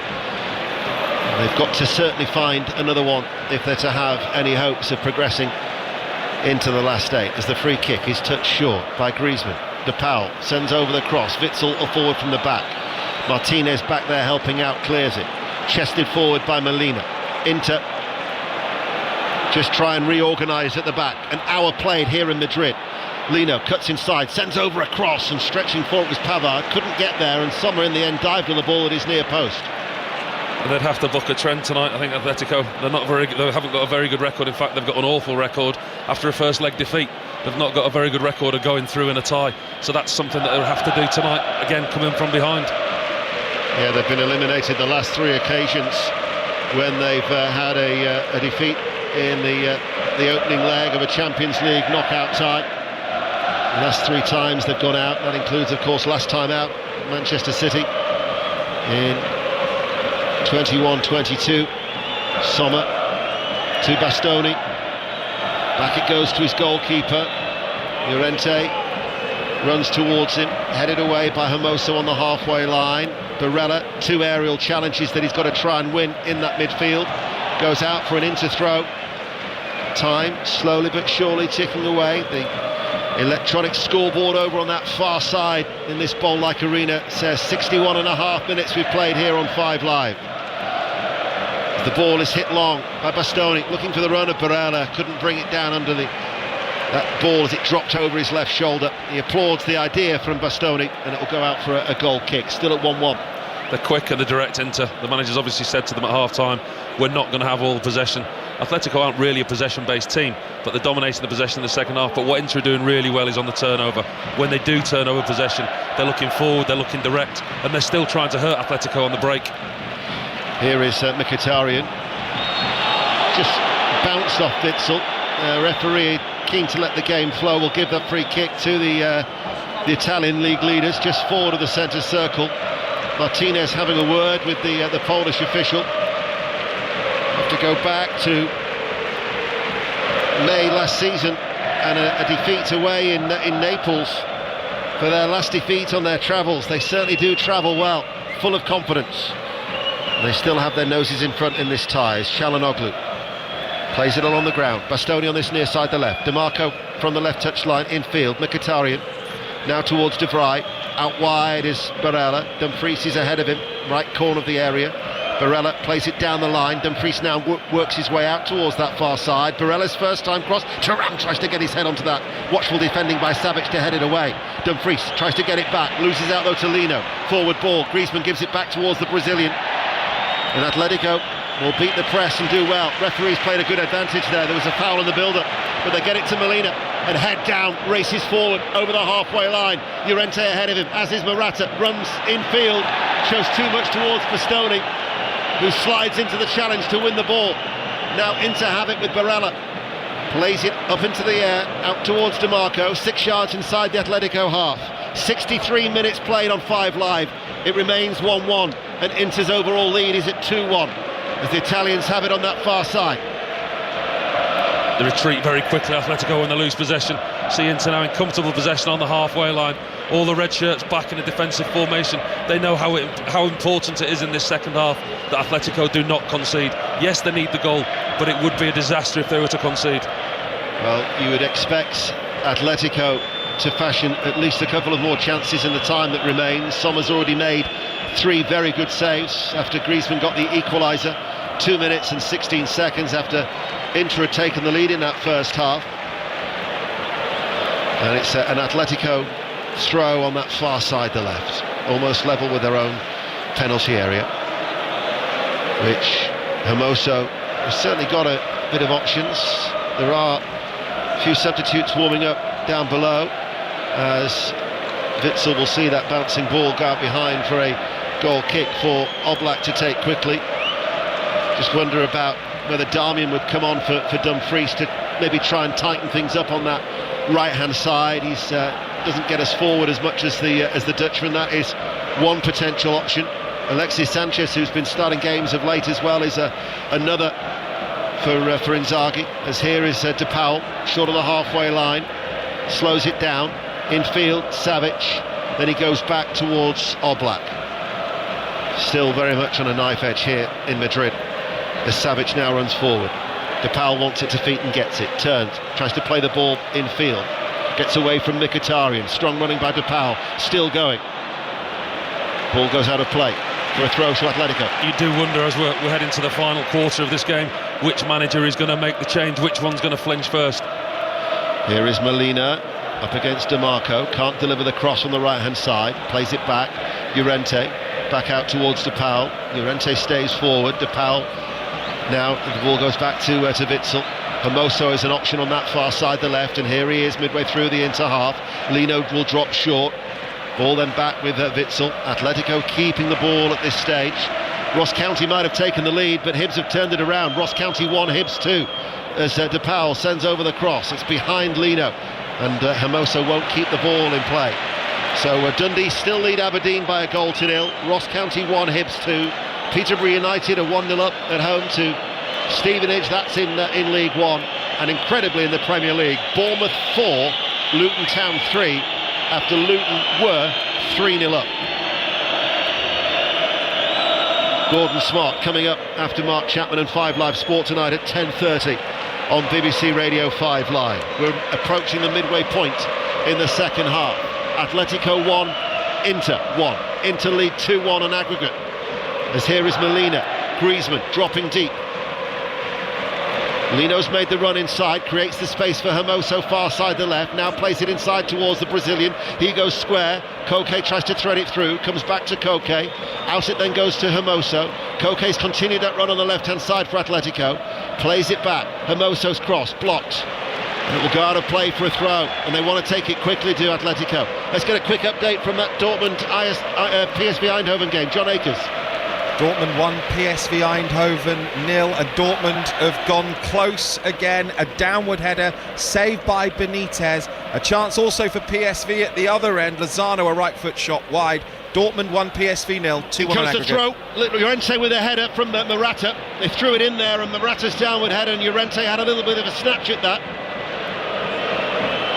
Bowled out by Sommer.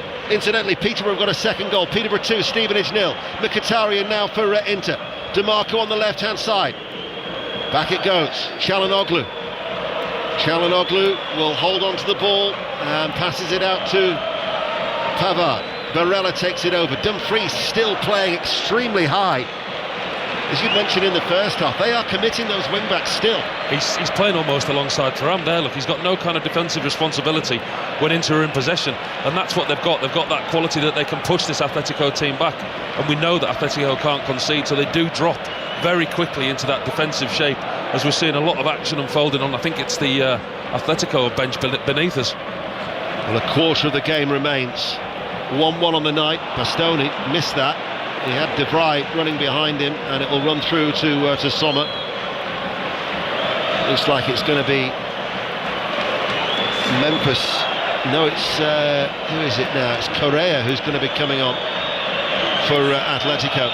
So it's an attacking change being made. Angel Correa, who's been here for a decade, the Argentine international. A World Cup winner, just the one appearance though out in Qatar. So Atletico making an attacking change. We'll wait to see who he comes on for. Thinking probably Llorente, but we'll see. Well, that's the first clue, isn't it? I mean, we're coming towards the 70th minute, and that's the first twitch, if you like, from the manager seeing we're going to have to chase this game now. We've got 20 minutes of this game left, plus stoppage time. We need a goal. This is definitely going to be an attacking change. 1-1. That's the voice of Paul Robinson on BBC Radio 5 Live. You can also listen through the BBC Sounds app. Here is De Paul, midway through the Inter half. Llorente is ahead of him. Morata comes short. De Paul holds onto the ball. Back it goes to Savic. Played that blindly. Eventually trickled back to Oblak, who came out of his penalty area to feed it forward. Witsel now towards Koke. Patient play from the home team. Martinez with the interception for Inter. Çalhanoğlu just runs it into the path of Mkhitaryan, passes the ball forward. DeMarco's onto this. DeMarco's early ball. Thuram waits. Barella coming round the back. Headed away by Hermoso. Needed to make the touch. That was a poor clearance though. Gives it back towards Barella. His ball inside. Just stepping out there was Koke. De Paul comes under pressure. Goes to ground and the Çalhanoğlu's challenge. And the referee is quick to separate the two players. Free kick to Atletico. 19 minutes remaining. Here comes the change. Oh, it's De Paul going off. So it's an Argentine international for an Argentine international. Rodrigo De Paul coming off, and Angel Correa coming on. Well, that is an attacking change if he's taking De Paul off. He's his holding midfielder, isn't he? He sits there in front of that back five, sweeps up, makes the tackles, and he's actually making a double change. Rodrigo Riquelme is going to be coming on. We've been talking about Bournemouth tonight. He actually had a loan spell about 3 seasons ago. Only started a couple of times in the Championship. 19 appearances and 2 goals all in all. But Rodrigo Riquelme replaces Samuel Lino over on that far side, the left. So a double change being made by Simeone, and Inter are planning a change as well. Acerbi and Darmian are going to be coming on. So 2 defensive changes being made for Inter by their coach Inzaghi in these closing stages, and we have about 18 minutes remaining of normal time. 2 very opposite substitutions from the managers. 2 defensive players about to enter the fray from the Inter Milan point of view. Atletico changed it up and brought 2 very, very forward-thinking players on. So it will be, as expected, Matteo Darmian replacing Denzel Dumfries as the right wing back, but he will just sit a little bit tighter. And then Francesco Acerbi replacing Alessandro Bastoni. He missed the first leg due to a calf injury. He actually missed 4 games, but he's recently returned against Genoa and Bologna. The 36-year-old, but a lot of experience as well, who they signed from Lazio, made it a permanent deal in the summer. Francesco Acerbi. So defensive reinforcements for Inzaghi. Full-time then at Bournemouth, Henry Moran. Full-time, Bournemouth 4, Luton 3, a truly extraordinary evening. Bournemouth coming back from a 3-0 half-time deficit to win. 2 goals from Semenyo, including the winner. Luton missed the chance to go out of the drop zone. Bournemouth 4, Luton 3. Yeah, and we'll get some reaction and if we don't get it before you tonight, before we're off air, then it'll be on the 5 Live Football Daily pod. That's an incredible result, isn't it? You feel for Luton, don't you? When you're down there and you're battling for any point that you need to lose a 3-0 lead like that, it's an incredible way to lose a game. You think as well that Burnley and Sheffield United threw away leads at the weekend, missed opportunities for all the sides in the bottom 3. This is the Champions League. Morata looking for the run of Riquelme on that far side, the left, but it was too far ahead of him, and out of it play it goes for a goal kick. Those substitutions, they don't help the rhythm of the game, do they? It just feels a little bit flat now all of a sudden. Atletico have got to try and regain some sort of impetus and momentum. Yeah, they've got no momentum at the moment, Atletico, and I think you can tell by the crowd there's just been a little bit of a lull. We're at a stage in the game where it's a key stage. I mean, as we've said before, if Inter scored now, the tie's over. Atletico cannot afford to be caught on the break by this very quick Inter team on the counter-attack, but also they do now desperately. They're getting to the point now where they're going to have to throw everything at Inter Milan to get this goal that they need. 16 minutes remaining of normal time. Atletico Madrid 1, Inter 1. Here is Çalhanoğlu, Mkhitaryan, using the experience well in the midfield. A couple of 30-somethings as Mkhitaryan passes the ball back to Sommer. De Vrij back towards his goalkeeper. Made a number of fine saves in this game tonight. Up towards Thuram, couldn't get there. Ball runs back into the Inter half for Barella just to tidy up, and then played back by Çalhanoğlu to Sommer, who will clear inside his penalty area. Witsel falling backwards, gets the ball forward. Llorente now takes over, drifting out towards Riquelme on that far side, the left. Riquelme at pace, running at Darmian, comes on the inside. Riquelme's done well, opens up for Riquelme, shot charge down, goes behind for a corner kick. He did well. That's fired up the crowd. 1-1. That's a real bright spot from Riquelme when he's come on. The manager's obviously told him to be direct. He's told him to take his player on. He does that. He runs at the fullback, runs at Darmian, gets inside him, carries on his run across the edge of the box. Doesn't really get a good shot, takes a couple of deflections, but Atletico have got a corner on that far side in front of the home fans. A quarter of an hour remains on BBC Radio 5 Live. Atletico are looking to try and take the tie into extra time. Griezmann with the corner, outswinger, left-hand side, partially cleared. Runs out to Witsel near side the right, keeps the ball in play, level with the penalty area. Darmian has gone with him with his long slick back hair. Molina plays a flat ball in, headed out by Acerbi. Now it picked up by Martinez, and Martinez has had a quiet game, will run forward. He's also got Çalhanoğlu and Thuram through the middle, and he's found Thuram. Thuram steadies himself and blazes the ball over the bar. That could probably have settled it for Inter, but it was off target. Goal kick, still at 1-1. That was awful by Thuram. He's got to score, he's got to at least hit the target. Martinez does so well, he runs, it's 2-on-3. He runs at the Atletico back 3, and he threads a pass through the eye of the needle to Thuram, lets the ball run across him. He's 12 yards out, slightly on the angle, doesn't catch it well at all, blazes it miles over the crossbar. He's got to at least hit the target, but a player in a quality at this level, he should be scoring from there, Ian. There's going to be a double change. Memphis Depay is going to be coming on, and we're also going to see Pablo Barrios, who's a young midfielder. So another double change in the offing from Diego Simeone. 1-1 on the night.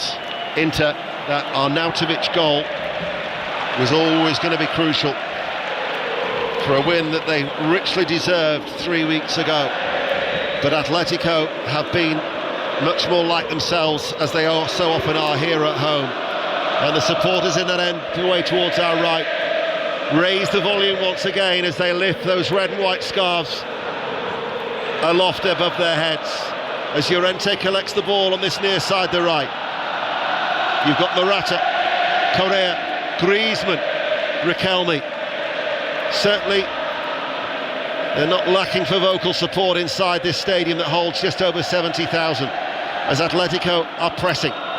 Riquelme touches the ball, Hermoso out towards Griezmann. Patient play once again. Witsel waits.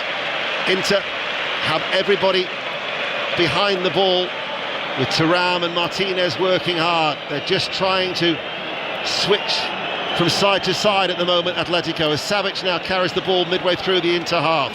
But Inter are compact and they're well disciplined, and Atletico are going to have to be creative to try and force a way through as Molina manages to find Morata, lays it off towards Griezmann. Barella just did well to get into the challenge, and a free kick given away by Koke. A goal in Dortmund, John Akers. Dortmund could be through. Dortmund 2, PSV Eindhoven 0, and it's a beautiful finish from Fulkrug. His heart swept home a half volley from a Royce free kick. It's Dortmund 2, PSV 0, 3-1 on aggregate. Morata is coming off, so Morata is being replaced by Memphis Depay. So he comes on, the Dutchman, and then the other change was Pablo Barrios coming on, and it was Molina who has gone off. So the right wing back, Molina. So Pablo Barrios is on for him. And Inter are going to respond by making a couple of changes themselves. And John, that goal didn't stand in Germany. Disallowed for offside, Ian. Dortmund still 1-0 up on the night. It's 2-1 on aggregate. Tight there, tight here.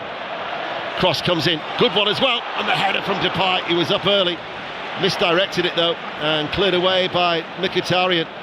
Headed back by Savic. Correa takes it high on the chest. Just over 10 minutes remain. 1-1 on the night. Inter lead 2-1 on aggregate. Remember, they've won every game in 2024 so far of the Italians. And Barella coming forward now towards DiMarco. Darmian, if he can find him, is in Akers' space. He does find him, but he has to check his run somewhat. Slows down to a walking pace midway through the Atletico half. Martinez, who's been very much in form, 4 goals in his last 5 games, holds onto the ball on that right-hand side, and then the challenge made by Riquelme, kept in play by Griezmann. Griezmann, little dink ball forward towards Depay, able to turn. Can they get the ball forward, Atletico? Inzaghi is furious with the 4th official that he hasn't been able to make the couple of changes that he wants to try and shore things up for Inter. As now it's with Riquelme. Tries to pass the ball inside to Correa. Headed away by Acerbi. Thuram links up with the central defender. But he's lost the ball. And now it's with Llorente. Acerbi desperate to get back into position. Here is Griezmann, trying to thread it through. Comes back towards Griezmann. Griezmann strikes the head of De Vrij. The pressure from Atletico. Llorente picks it up. Here is Correa, right side of the area. Correa goes on the outside of the marker. Drills it in. Depay is there. Couldn't turn and get the shot away. What a great opportunity for Memphis Depay. It's a ball in the box. He swings at it from 3 yards out. You think he's going to score. He's got an open goal. There's nothing there to stop him. He swings and he misses Memphis Depay. Ball comes in across the box. It's a bit of a goal-mouth scramble. Depay does really, really well with his first touch. Drags it from behind him and then just can't find a finish. Koke with a cross. Headed away by Pavard. Riquelme loses out to Martinez. Now there's a break on for Inter. Martinez has got Barella going through the middle. There's the forward ball. Barella latches onto it. Barella to the edge of the area. Shoots straight at the goalkeeper. Again, it's that break, the pace that Martinez has got. Barella gets on the outside again. Another one-on-one. He should do better. Fires it straight at the goalkeeper, Oblak. Still, they can't make the double change. They've got Fratese and Jan Bisek who are going to be coming on for Inter. I think it's Barella that's going to come off. You know, when he ran through there one-on-one with the goalkeeper, he didn't look comfortable and he's signalling over to the bench now. He can't make a recovery run, he can't get back. Here is Llorente, almost right corner of the area. Correa looking to try and turn for Atletico. Passes the ball. Now it's with Barrios out to Riquelme. Riquelme inside the penalty area, looks for Correa. Battles for the ball and gets a corner kick for Atletico. 8 minutes remain. 1-1. Inter lead 2-1 on aggregate. Another real opportunity for Inter, that one-on-one. Barella said he didn't look comfortable. Martinez threads the ball through to him. He gets the shot off as quick as he can because I think he's injured. He's struggling to run. Peterborough have got a third goal. Peterborough 3, Stevenage 0, latest score in League One. Champions League live on 5 Live. Atletico have a corner kick, far side the left, in towards the first man. Lacked the elevation, that from Griezmann. Struck his own player, Correa. Oblak comes up to the centre circle to collect that ball. Barrios passes the ball out towards that far side. Shepherded down the line. Griezmann infield. Riquelme's first touch was a poor one. Loses out. Thuram touches it towards Barella. Barella tries to get it out towards DiMarco with the aid of a deflection. It is now with DiMarco on the halfway line. Inside towards Barella. Acerbi forward ball. Acerbi still going on a run. Back it goes to Çalhanoğlu, filling in behind. 7 minutes remaining of normal time. There will be at least 4 minutes, I would think, of stoppage time to be added on, given the substitutions. The game's so open now, wide open. The gap between the two defences is huge. There's so much space on this pitch. And now, at long last, which has felt like an eternity, that change can be made. And it will be Barella who's coming off, so that'll be Fratesi who replaces him in the midfield. He's on loan from Sassuolo with the option to buy the Italian international. And then DiMarco, whose 5th goal of the season, Federico DiMarco, gave into the lead, is being replaced by the German defender, who's primarily a central defender, Jan Bisek. So he comes on, and we'll just see what happens there. He's gone to the... He's playing a centre-half, he's dropped in. So dropped in alongside Pavard as a centre-half. They're now playing with a complete flat back 5. Yeah. So Pavard now has switched out to the right back, and Darmian has switched to this near side, the left back. So it's Darmian, De Vrij, Bisek, Acerbi, and then and Pavard on that far side. And there's no wing-backs pushing on there as we look down from our very elevated position. The Inter defence are a very, very flat line of 5. Will Atletico be able to find a way through? Just over 5 minutes remaining. Witsel, 130 caps for his country. Griezmann finds Memphis Depay. The Dutchman runs forward, got Correa ahead of him. He's midway through the Inter half, passes it out wide. This is Riquelme, Rodrigo Riquelme, passes it now back towards Depay. Depay thought they were going to shoot there from distance. Instead he passes the ball to Correa, looks to try and turn inside that penalty area. Back towards Depay, places the ball towards Koke. Koke trying to shoot, comes back towards Depay. Oh, he's hit the post. Hit it first time right-footed. Came through a crowd of bodies, and Sommer hardly moved, and it struck the base of the left-hand post. What a let-off for Inter. Well, Depay struck that well. The goalkeeper, Sommer, didn't see it until it hit the post and come back round the other side. He wouldn't have saved the rebound. It was a fantastic strike by Memphis Depay. He's taken a real risk as Inzaghi. He's trusting his team. He knows they can keep clean sheets. They've conceded 6 away goals in the last 14 games. The way that he set his team up now, he's backing his team not to concede. As Correa slips as he passes the ball back to Savic. He's got Alexis Sanchez who's waiting to come on. So he's going to make his 3rd and final opportunity for a substitution here for Inter. And Atletico so close to taking this tie potentially to extra time. Inter voices you can hear being drowned out by the Spanish crowd, because Inter were almost pegged back there. 1-1 on the night, 2-1 Inter still lead on aggregate. Riquelme far side the left, Griezmann back it goes, Hermoso, square ball, Koke able to turn, passes the ball through, Depay! Atletico score late! They turned it around inside the Metropolitano, and what a noise! We could be going into extra time. The substitutions have paid off. Right-footed finish, bottom left-hand corner. Atletico lead 2-1 on the night. It's 2-2 on aggregate. That's a brilliant finish by Memphis Depay. Inter have had their warning shot. He hit the post 2 minutes earlier from a very similar position. They worked the ball really well into him. Depay takes it, gets it out of his feet, smashes the ball across Summer. Again, the Inter defence seem a little bit deep. Really good interchange by Atletico, working the ball across. The ball slipped in to Depay. Well onside, no VAR check. One touch, turns, hits the ball across Summer, and we're going to extra time. Wherever you look now inside this stadium, the mobile lights are on, and a light show illuminates this stadium, and Atletico's home form has come home once again. I noticed that there was such a surge from the supporters who were now jumping up and down behind that goal in unison. They actually spilled forward down a gangway and down some steps. What a noise inside this stadium. 2-1 to Atletico. Absolutely incredible. What an atmosphere. This place is literally bouncing. Everyone in a red shirt is jumping up and down. It's a fantastic atmosphere. What a fantastic game of football we've got in front of us. He knew it was going to be tough, did Inzaghi, because they are such a formidable side to play here. As Ross County have got an injury time equaliser, 2-2 at home to Hibs, and in fact it's now finished. That is the result. Ross County 2, Hibs 2.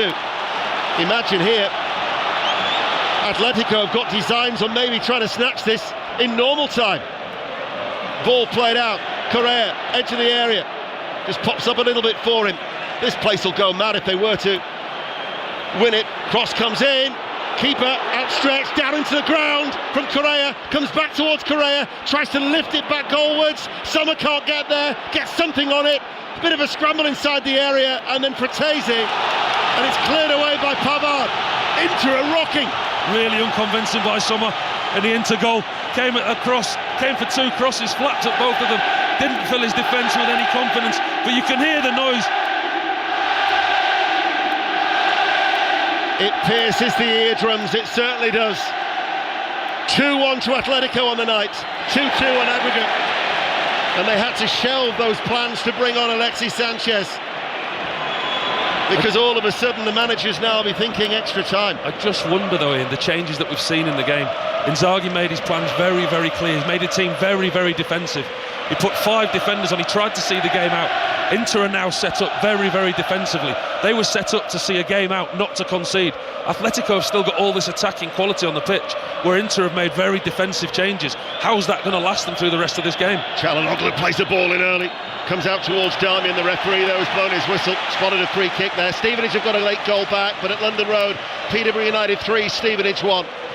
Well, last night we had drama in the Champions League with John at the Emirates as Arsenal on penalties knocked out Porto, and we've got further drama here in the Champions League tonight in Madrid, because Atletico Madrid with 3 minutes, I've got to say that's a surprise, additional 3 minutes. I thought there might be more. Mkhitaryan, forward ball, Thuram with a cross, stretching was Witsel. Fratesi won't get there, played back by Riquelme. Only 3. It's amazing, only 3. The amount of substitutions we've had as well during this game. Yeah. I thought we'd be looking 4, maybe even 5. Well, we're going to get treated to another 30 minutes of it anyway, so we can't complain, can we? Did say at the start, this one has got all the potential to go to extra time. When you just look at the record that they've got here at home, as Thuram tries to find Martinez. Still, they will pose a threat on the break with Thuram and Martinez as the ball goes out for an Atletico throw midway through their own half. Inzaghi cuts a frustrated figure. They have progressed in 7 of their 8 ties that they'd won the first leg of a Champions League knockout tie. The exception was a quarter-final tie in Spain to Villarreal back in 2006. And now the Serie A league leaders could have an additional 30 minutes to play here in the Metropolitano, where the momentum is definitely with the home side, and the supporters undoubtedly playing their part as well. The whole place is bouncing. There are certain grounds in European competition where the fans can have that an effect, and this is one of them. This is unbelievable. I mean, it's very, very difficult to put into words what's in front of our eyes at the moment. Every single person is stood up. The ultras behind the goal, the flags are waving, they're bouncing up and down in unison, and the noise level is incredible. Well, the pyrotechnics were out in force. Producer Gary Flintoff was filming the team arrive. Just a wall of red fire as they made their way through the crowds to the stadium. And here they lead by 2-1 as Darmian's ball towards Martinez, climbs early, heads it out of play for a throw. And by my watch, we're inside the last 60 seconds. Dundee have beaten Aberdeen by 1-0. So Ross County 2, Hibs 2 and Dundee 1, Aberdeen 0 are the two full-time scores in the Scottish Premiership. Borussia Dortmund look like they're going to be going through. They're leading PSV by 1-0.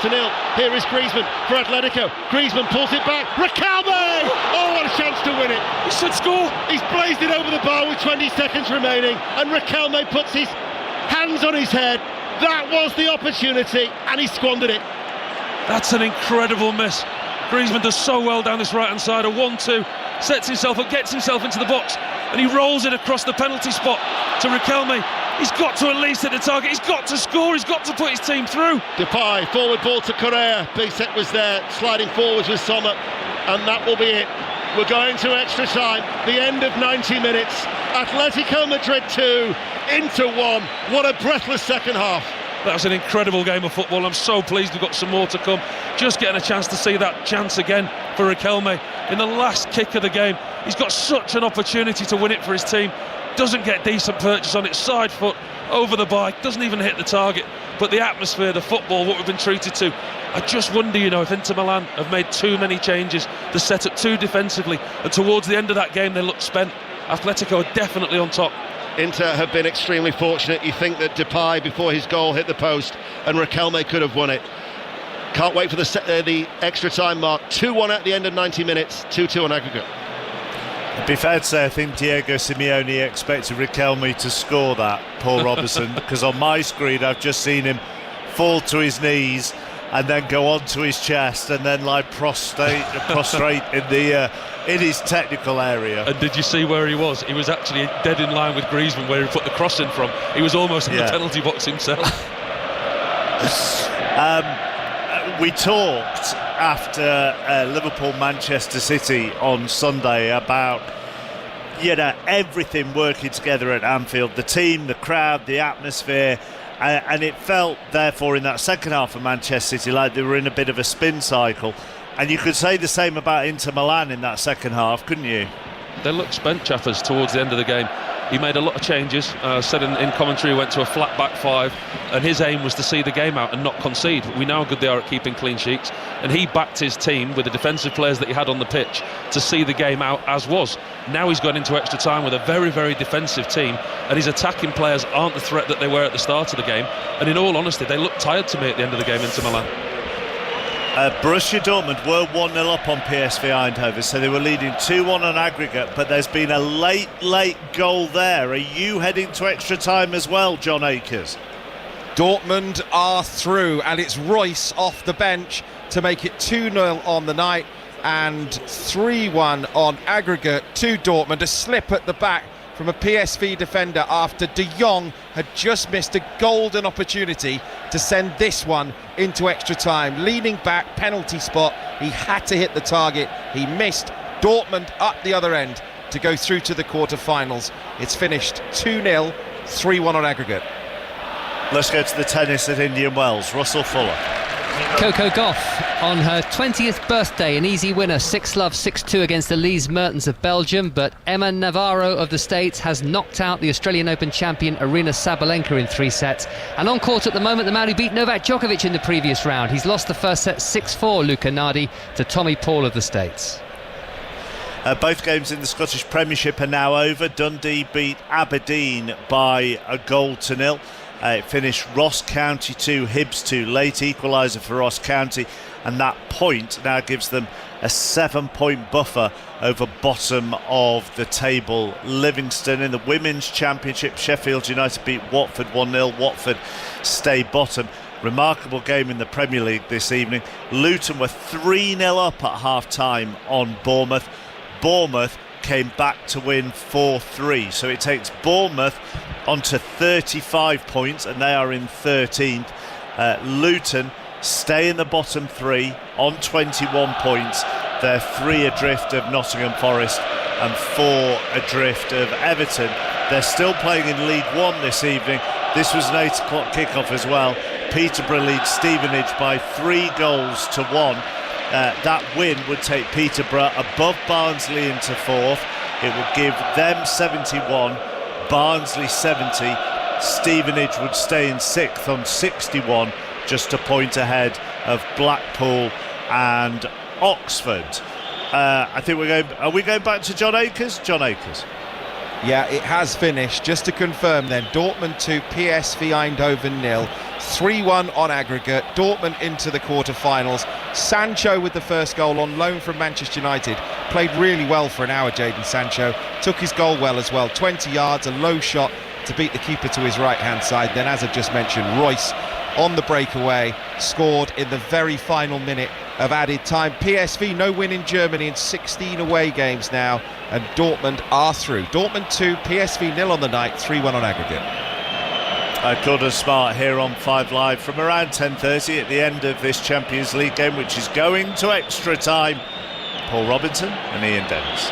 Thank you, Mark. Lovely embrace between the two captains, Martinez and Koke, as we just wait for the referee's whistle, and we're back underway.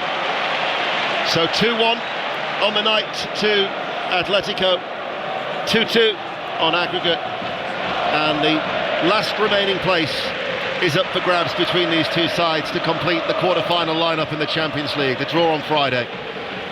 Will it be Atletico Madrid, or will it be the Serie A leaders, as Depay, who got that 87th minute goal to force the additional 30 minutes.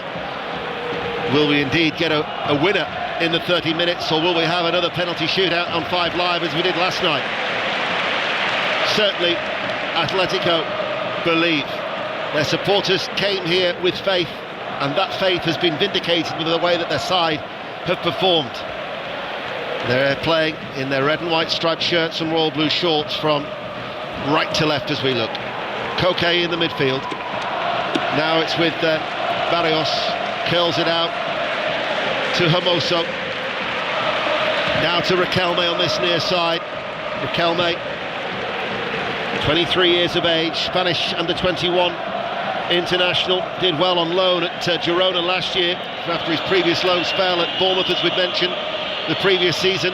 Seeing a lot of the ball in these early stages are Atletico. Barrios' crossfield ball intercepted by Darmian. Now towards Martinez. His forward ball finds Thuram outside the centre circle. Darmian's continued his run. Fratesi going ahead of him. Here is Darmian into the penalty area. Darmian waits. Didn't look like he had the confidence to go for goal. Acerbi, though, joins the attack, and that last touch will be a goal kick for Atletico. Is that just me, or did you think that he should have shot there as well? I mean, he was an acres of space there, Darmian. Got himself into the box, got himself in a really good position on his favoured left foot, and he chose not to. He waited for support, and support wasn't around him. Just didn't have any conviction, did he, when he was inside the penalty area? He wasn't thinking of scoring a goal, was he? He was looking for players around him. And it quickly petered out for Inter. That's the voice of Paul Robinson with us here on BBC Radio 5 Live. As Oblak clears it downfield, De Vrij climbs and heads it forward. Only as far as Koke, looking for Griezmann. Certainly showing no signs of any fatigue with that ankle injury. For his first appearance since he picked it up in San Siro 3 weeks ago. It's finished at London Road. Peterborough 3, Stevenage 1. So that's the 5th straight win in League One for Peterborough, who are now 4 points behind Derby County in that automatic promotion spot. Certainly consolidating a playoff position, but they're on a good run of form at Peterborough. Bisek, defender for Inter, back towards Sommer, as the Atletico supporters once again whip up the noise inside this Metropolitano Stadium, and Thuram has gone down holding his head. I can't help but think about your point that Inter's substitutions were all made to keep Atletico at bay. and that's how they've started this first period of extra time. They're very defensive. You look at the full-backs that they've got, the wing-backs, with Darmian there, he's a lot more defensively minded than Dumfries is, so they are in effect a back five rather than having two wing-backs. Bisek with a cross, Thuram with a header. He was reaching for it, and his header was off target. He was unmarked, 7-8 yards out from goal. Simeone's going mad in his technical area, which is nothing unusual, but he's completely unmarked, 6 yards from goal. It's a great ball in, finds him, gets a clean header on it, should do better in all honesty, or at least hit the target. If anything, it looked like he got up too early, and therefore he was trying to hang in the air, which is always difficult. And it was well off target as a result, a mistimed header, which Oblak to take. In fact, he's going to roll it out to this near side. Hermoso collects it down the line. It will go out of play. It'll be an inter throw on this near side, the right. Extra time then in the Champions League. He acknowledged the crowd before, did El Cholo, which is too sure why he's called El Cholo, because that word actually doesn't exist in the Spanish language, but that is what he's referred to. Indeed, Inzaghi, his former teammate, referred to him that in the press conference as well last night. He is absolutely revered in these parts, though, is Diego Simeone for what he's achieved. He's converted them from relegation candidates to consistent Champions League qualifiers. As this is with Barrios, who passes the ball out wide to that right-hand side, and Llorente at full stretch couldn't keep it in play. He's a bit like Jurgen Klopp, really, isn't he, Simeone? Not in his mannerisms or the managerial style, but just the fit for the club. He just seems the fit. I mean, in our era of watching football, you don't imagine Atletico Madrid without Simeone, without his antics up and down the touchline. That's right, yeah. Well, this is his 50th home game in the Champions League, and he's only lost 5 of his previous 49. As Aspilicueta is going to be coming on, the former Chelsea man who they signed in a free in the summer. He's been out since January with a knee problem. Aspilicueta is coming on for Atletico. As Fratesi able to turn, Thuram makes the run ahead of him, cut out though by Riquelme. Darmian will pick it up on that far side, keeps it alive, back it goes to Acerbi. Mkhitaryan feeds it first time towards Darmian, loses out in the challenge to Llorente. Far side, 2-1 to Atletico. Ball played out to this near side. Griezmann, nice first touch. He's got Riquelme going ahead of him. He's been a live wire since he came on. Rodrigo Riquelme, urged on by the crowd. Bisek backpedals. Riquelme enters the penalty area. Riquelme with a cross. Depay with the effort, and Sommer with a save. Hit it first time, and Sommer grateful to catch it at the second attempt. Does really well there, Sommer in goal. Depay, I don't think he gets a clean connection. It's a great ball into the box. Doesn't quite get a connection, but the goalkeeper still has to save it. Gets a good strong hand on it, puts it up on the air, collects the rebound. They've had enough chances to be easily in the lead. Inter will rue the missed opportunities in such that one-sided first leg 3 weeks ago in Milan, where, remember, Atletico failed to have a shot on target, but they must have created 6 or 7 really good opportunities in this second leg. There's Thuram, makes the run, right-hand side of the penalty area. Witsel has gone with him, plays the ball back inside. Now it's with Fratesi. First touch was a heavy one. Allowed Savic to take it off his toes and clear the ball behind for a corner kick to Inter, who trailed 2-1 on the night, but it's 2-2 on aggregate. That's the only threat that Inter have got. They're playing very defensively, allowing Atletico to have possession, but when they do get it, they try and break forward, they try and get through the lines quickly with their attacking players and the pace they've got. They're playing very, very much a defensive game. It looks to me that Inter are playing for penalties or set plays, and the opportunity, they might just nick one on the break. I mean, they've got a corner now taking over, and they're taking ages to take this corner. And for Sommer, he must have made 3-4 very important saves for Inter this evening. So it's a corner kick, Çalhanoğlu to take it, near side the right, it's an outswinger, right-footed, and the downward header is just wide. It was Martinez who'd got forward, and his downward header, a foot wide of the right-hand post? That's a really good opportunity. It's a great delivery into that near post area. Ball whips across head height. Martinez beats in front of his marker. Gets a clean head on it, just goes wide of the near post. So Aspilicueta is going to be coming on, and the player going off is Marcos Llorente. So the midfielder, extremely versatile. And Aspilicueta makes his return after injury, and straight away goes over to that right-hand side. So you've got Witsel and Savic. They've just gone to a back four now with Hermoso at left back. Just waiting now, just looking at it, but it does look that way. Azpilicueta's dropped in to a familiar right back role, and as he's come on now, they are looking like they're lining up in a back four. Paul Robinson, the former England keeper, with us here on 5 Live. We're midway through the first period of extra time. Still nothing between the two. Certainly it was a strong second half performance from Atletico. Koke. Azpilicueta's made the run down that right touchline. Barrios gives it back to Koke, hits it early and forward. Correa beaten in the air by De Vrij. Darmian turns, puts it out of play for a throw. And then Azpilicueta thought it was going to be Atletico throw. He reacted angrily to the assistant referee raising his flag in the other direction, and Simon Marciniak, the Polish referee, has told him to cut it out, and it will be an inter throw.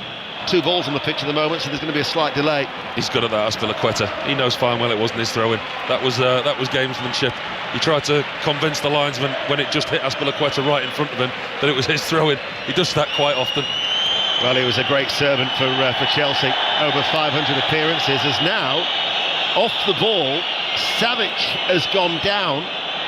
Got to say, I didn't spot it, but if that was with Thuram and a little bit of gamesmanship maybe, it was a pull of the shirt, and then I didn't see what Thuram had done, but Savic certainly went to ground. I think it's, for those of you with memories long enough, it's a Vinnie Jones-Paul Gascoigne incident. Yeah, he squeezed him in the unmentionables. He might be talking a little bit high-pitched for a while, as Vinnie Jones against Paul Gascoigne, Wimbledon against Newcastle all those years ago. Turned into a very famous photograph. Alexis Sanchez, who was going to come on at the end of normal time, then they delayed it when Depay got that goal to put Atletico 2-1 up, is now going to come on after all for Inter. And another player has gone down this time. It's gamesmanship. It's Inter man-managing their way through this game, trying to get their way through extra time. Always have the potential to get a little bit niggly between the two. Certainly signs of that late on in the first leg in San Siro 3 weeks ago. And as you say, there doesn't appear to be a great deal of appetite from Inter to try and win this before you get to the lottery of a shootout. I don't think the manager feels he's got the attacking players on the pitch to do that because of the changes that he made just before the end of the game. They are a very, very defensive outfit, the way that they're set up. Very different to the way that they started the game. Çalhanoğlu is the player down. He's taken a knock to his left thigh. Thuram and Savic now are having a little bit of a laugh and a joke, and Savic has got a little friendly dig in the ribs. Could have been worse. 12 inches further down and Thuram wouldn't have been laughing, I tell you. Well, that's the last thing Thuram's done tonight. He's coming off. So it's Alexis Sanchez coming on for Marcus Thuram, the son of Lilian. Makes way. Alexis Sanchez, the Chilean, 35 years of age now. 3 goals that he's scored in his 24 appearances this season. And Alexis Sanchez, the former Arsenal and Manchester United player, is on late on in this first period of extra time. Ooh, that was a push from Correa on Darmian, and it was a blatant push, and that will be a free kick to Inter inside their penalty area. There's just been a slight lull with the substitutions and the stoppages. Inter are doing it well. They're looking to get through this game. They're breaking up the play. They're not allowing Atletico to get the rhythm. And in a way, you can see the tactic and why they've done it, because Atletico are gaining so much momentum. When they got back into this game, they scored the goal at the end of the game. You could only see one winner, but now they've broken up the game. It's stop and start. They're having their own little bits of possession, and they're not making it easy. Bisek comes forward, German defender. Out it goes now to Sanchez on the right. Sanchez with the cross. Martinez climbed early, just brushed off the top of his forehead. Out it goes to that far side. Darmian's cross blocked. Acerbi will collect it. Back now to De Vrij. infield. Çalhanoğlu on the stretch, presents the ball towards Depay, and Depay is away. Depay's got to go it alone. Depay running at the heart of the defence. That was a cynical challenge by Çalhanoğlu. No attempt to play the ball, and he chopped Depay down, and Çalhanoğlu is shown a yellow card. He's lucky that he actually had covering defenders. There's four players chasing Depay. Depay does really well, picks the ball up on the halfway line. Nobody around him from his own team. He's got one thing on his mind. He makes a beeline for the box. There's four Inter defenders chasing him, and Çalhanoğlu just takes him down. Very lucky, like you say, that there's other defenders around him, or else that could have been a different colour card. Yeah, but with the backpedaling defenders, it was never going to be the denial of a goal-scoring opportunity. But what it has done, it has given Atletico a free kick with the last 60 seconds remaining of the first period of extra time here on 5 Live and BBC Sounds to the home team.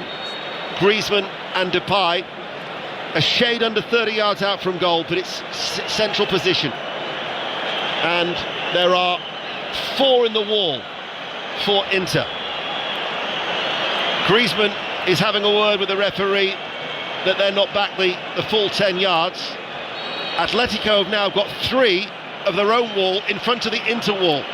So it's going to be Griezmann with his left foot or Depay with his right foot. It is Depay, blocked by the wall.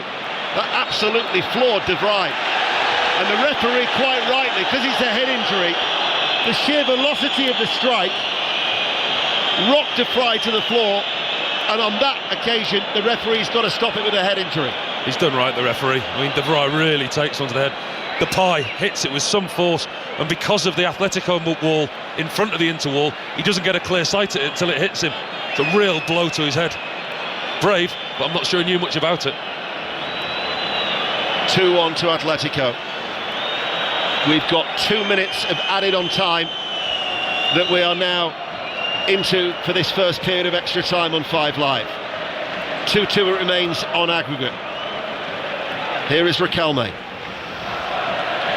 Back it then goes to Atletico on this near side. Ball play forward towards Depay from Koke. Challenge comes in on Depay. Free kick again. It's so obvious, isn't it, what Inter are doing? I mean, the fouls that they're committing in areas of the pitch. Depay there, just brought down quite cynically on the halfway line. Break the play up, don't let Atletico get any rhythm. Tactical fouls from Inter disrupting the home team as Riquelme gives it away.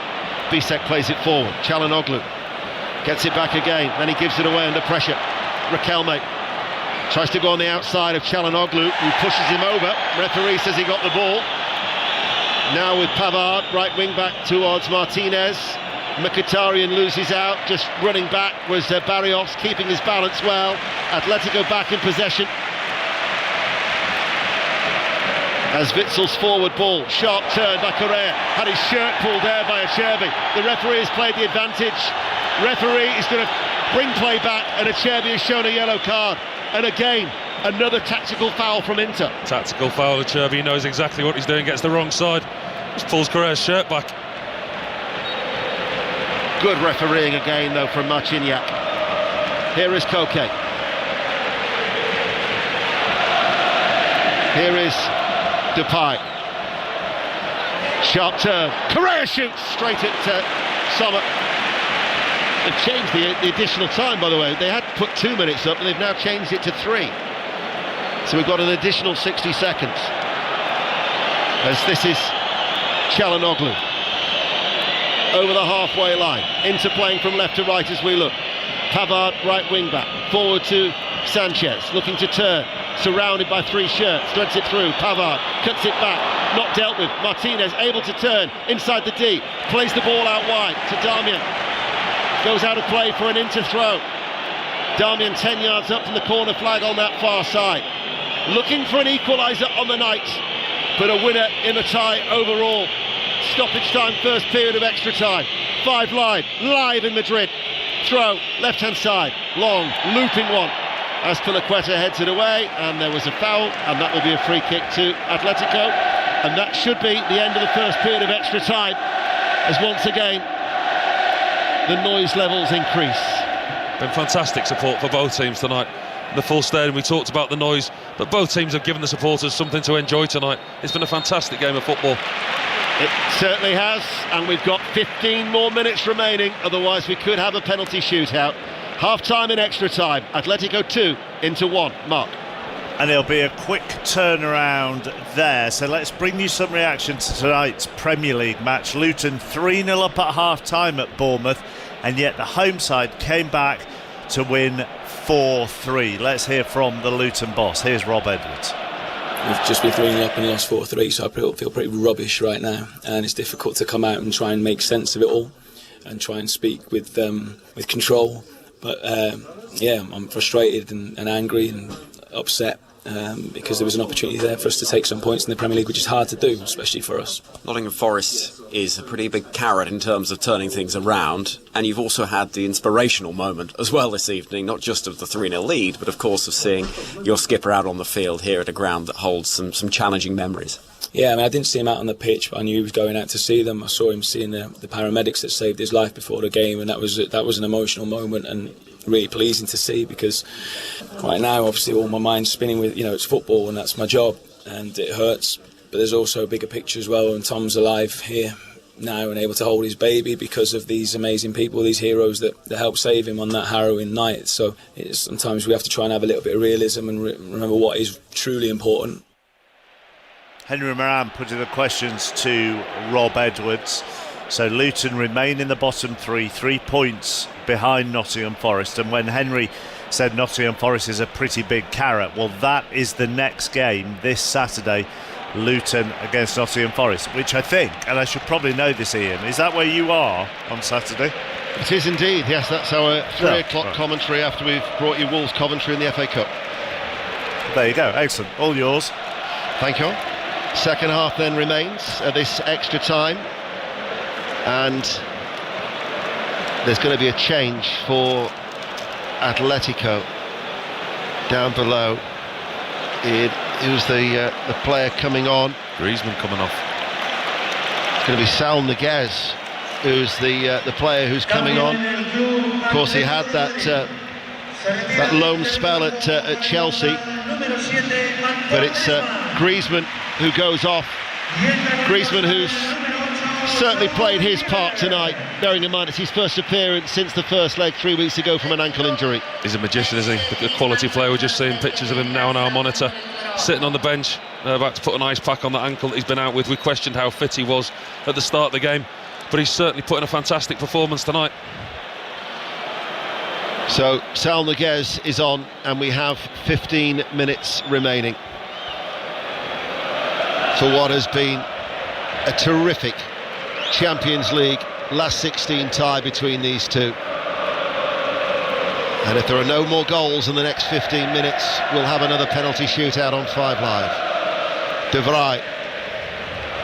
Ball played forward by Acerbi. Darmian for Inter. Alexis Sanchez now running forward.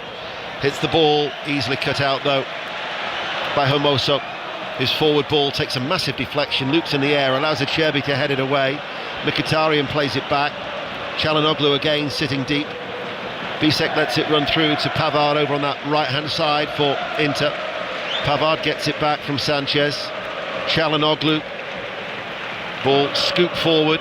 Mkhitaryan out to Pavard. Little flick back to Bisek. That's 6'5", the German defender for Inter. Çalhanoğlu running forward. Ball inside, breaks down. Martinez let it run through, and it's cleared away by Riquelme.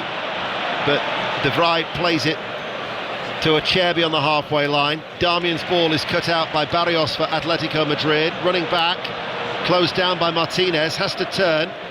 Helped out as the ball is played back by Koke to Barrios. Digs it out from underneath his feet. Witsel at the heart of that Atletico defence, out to Riquelme. Riquelme for Atletico. Both sides have made a number of substitutions as the game has wore on. Depay, who's forced us into extra time with that second goal for Atletico, loses the ball. Now De Vrij steps forward. Mkhitaryan forward of the centre circle. Along the ground is Acerbi, coming forward now, 30 yards out from goal. Darmian, near side the left for Inter. Keeping the ball very, very well at the moment, Inter Milan. De Vrij to Bisek. Every Atletico player is back behind the ball, working hard, unable to try and to find a way through. As the ball then goes back by Çalhanoğlu to Sommer. And we have just over 12 minutes remaining before a penalty shootout, as Sommer passes the ball out towards Bisek. And then Sommer, got away with that. Hit it first time right-footed, didn't get the elevation, bounced off the legs of Depay and went straight back to the keeper. He's so lucky, so lucky as Sommer in goal. That could have been an awful mistake. That could have cost his team the game. Playing out from the back, Depay's in front of him. I mean, it's an easy ball. Plays it straight at Depay and he gets very, very lucky. Hits the attacker and goes straight back into his hands. Alexis Sanchez going the long way around. He's midway through the Atletico half. Still has the ball to his feet. Atletico have dropped everybody back now, as it is with De Vrij forward of the centre circle, out to Bisek.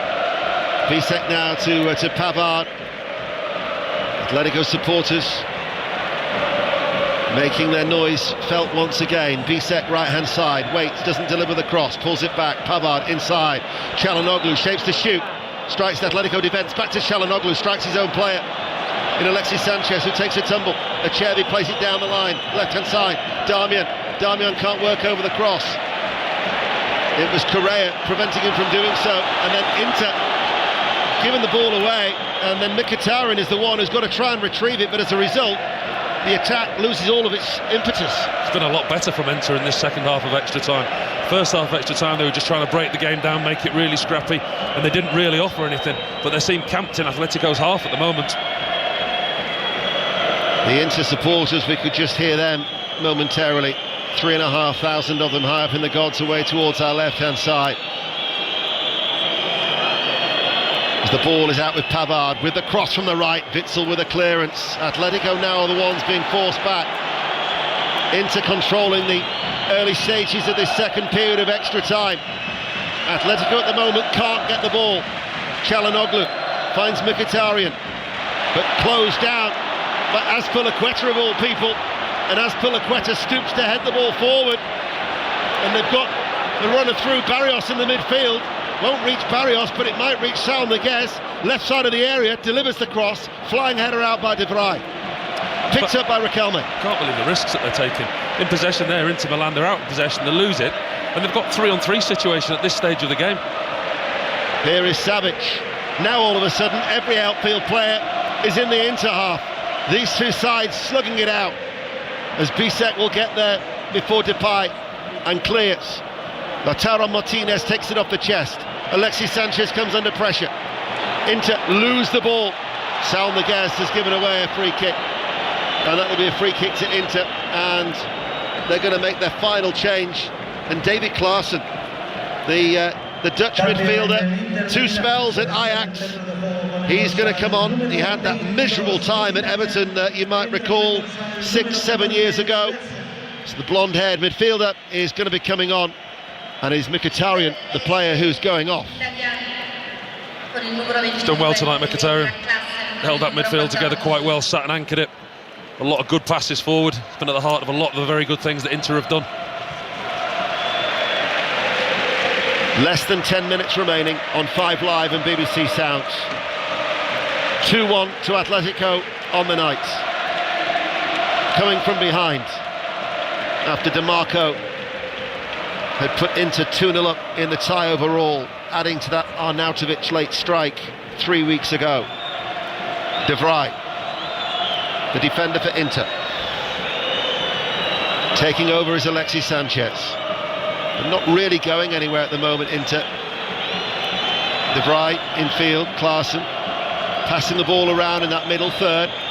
Sanchez again collects it. Koke will run towards him. Sanchez forward ball, headed away by Witsel, picked up by Alexis Sanchez. Challenge comes in, and the referee gives a free kick to Inter. Saul Niguez with the challenge, and it's a direct free kick. 25 yards out from goal, right of centre. In a dangerous position. That's a good place for Inter to have a free kick. It was not one that they're going to throw into the box. It's definitely one. And I think we're looking. Sanchez is having a good look at it, looking over it. Definitely in a shooting position for Inter Milan. Çalhanoğlu will pick up the ball. He is a set-piece specialist. Is Hakan Çalhanoğlu, Turkish international, who they signed from their neighbours Milan 3 years ago. Sanchez, as Paul Robinson says, is the other likely taker. To the left foot of Sanchez or the right foot of Çalhanoğlu. 25 yards out from goal, right of centre. 2-2 on aggregate. We're in extra time the second period. Just over 7 minutes remain. Otherwise we're going to penalties on 5 Live. It is Çalhanoğlu, right-footed. Keeper wasn't expecting that, and he was off target. But that could have caused a bit of embarrassment to Oblak. Yeah, disappointing from the Inter Milan player there. Lifts it up and over the wall. Oblak had taken his step to his left. He thought he was going to try and reverse it. Ball sailed well over, harmlessly. 7 minutes remaining. Well, there's certainly nobody going anywhere, is there? It's been a really gripping watch. Well, the Inter supporters have just been informed that they'll be staying behind. And if you've ever been an away supporter at San Siro, they keep you penned in for a long time as well in San Siro, and the Inter supporters will be getting a taste of their own medicine. Those 3,500 fans, they will not be getting back to their hotels in the Spanish capital for a long time, as we are edging our way towards a penalty shootout. Will they be celebrating or will they be commiserating? 6 minutes remain of this second period. Not really been a chance to note in this second period of yet. It's become a very, very cagey affair now. I think we've seen two teams who were battling to score goals to win the game in normal time, and now we're seeing two teams in front of us that are afraid of losing. Neither one of them wants to lose, and I think you're playing that way. You're not seeing two teams attacking each other to win the game. You're seeing two teams playing not to lose. Bisek with the cross, the little touch from Fratesi, almost opened it up towards Acerbi, who got forward, but he's struggling, the 36-year-old, to get back. He's jogging back as the ball strikes the back of Saul Niguez, but it'll be a free kick to Atletico Madrid inside their own half, as Depay will take it, and that will help Acerbi to lumber his way back as Darmian gets the foot of the challenge on Azpilicueta.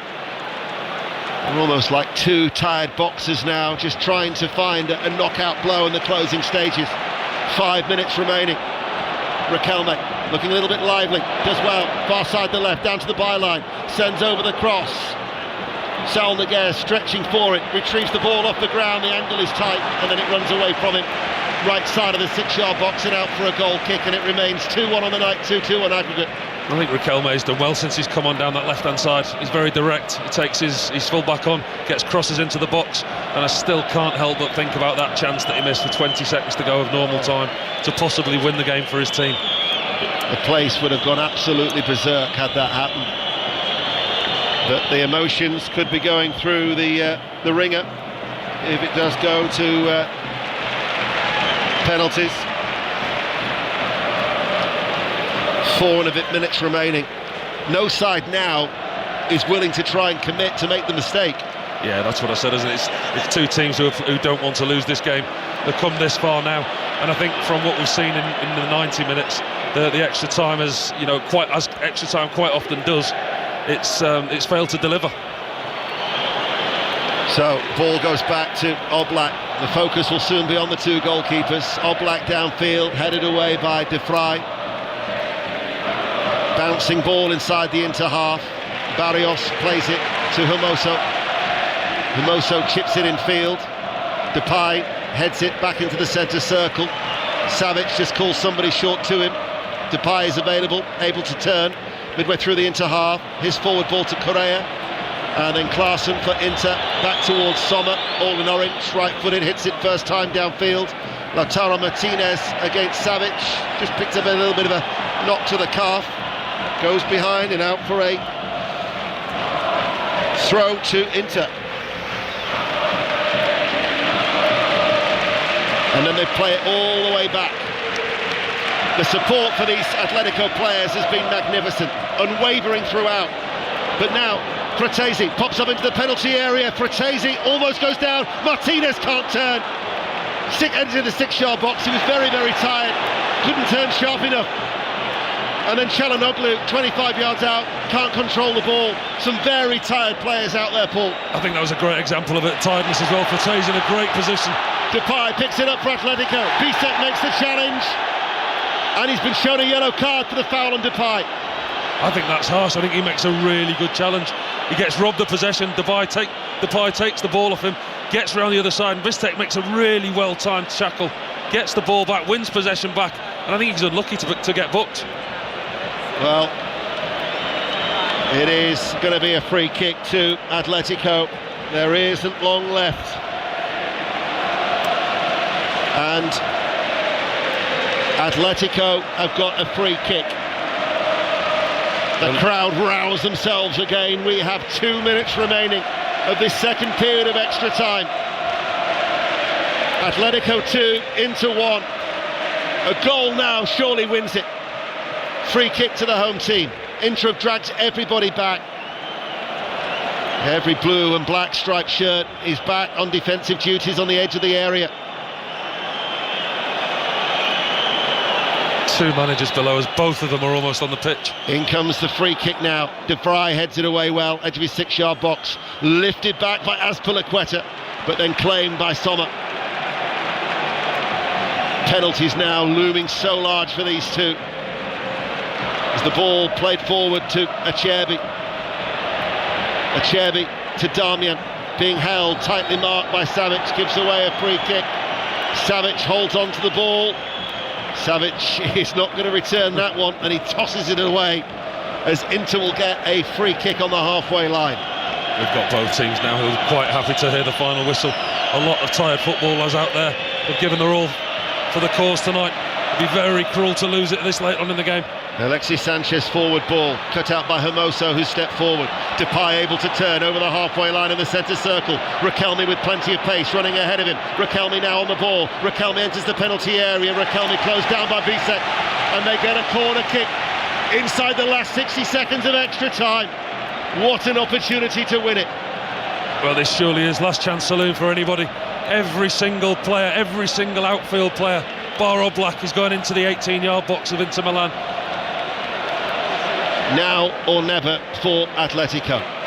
They're leading by 2-1. Inter have dragged everybody back. It's such a crowded penalty area. Savic is in the thick of it, as you'd expect. Mixing it up. Marciniak has to be watchful, the referee. In comes the corner. It was an in-swinger. Some of the goalkeeper punches, two-handed. Out it goes for a throw on that far side. Koke will take the throw.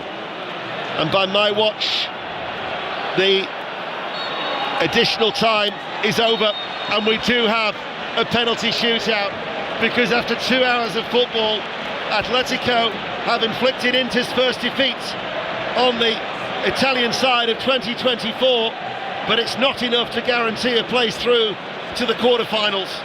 2-1 on the night, 2-2 on aggregate, and we now are preparing ourselves for a penalty shootout live here in Madrid. Mark. And that bouncing atmosphere, it feels like, Paul Robinson, has now just been slightly quietened, and maybe there are a few more nerves around.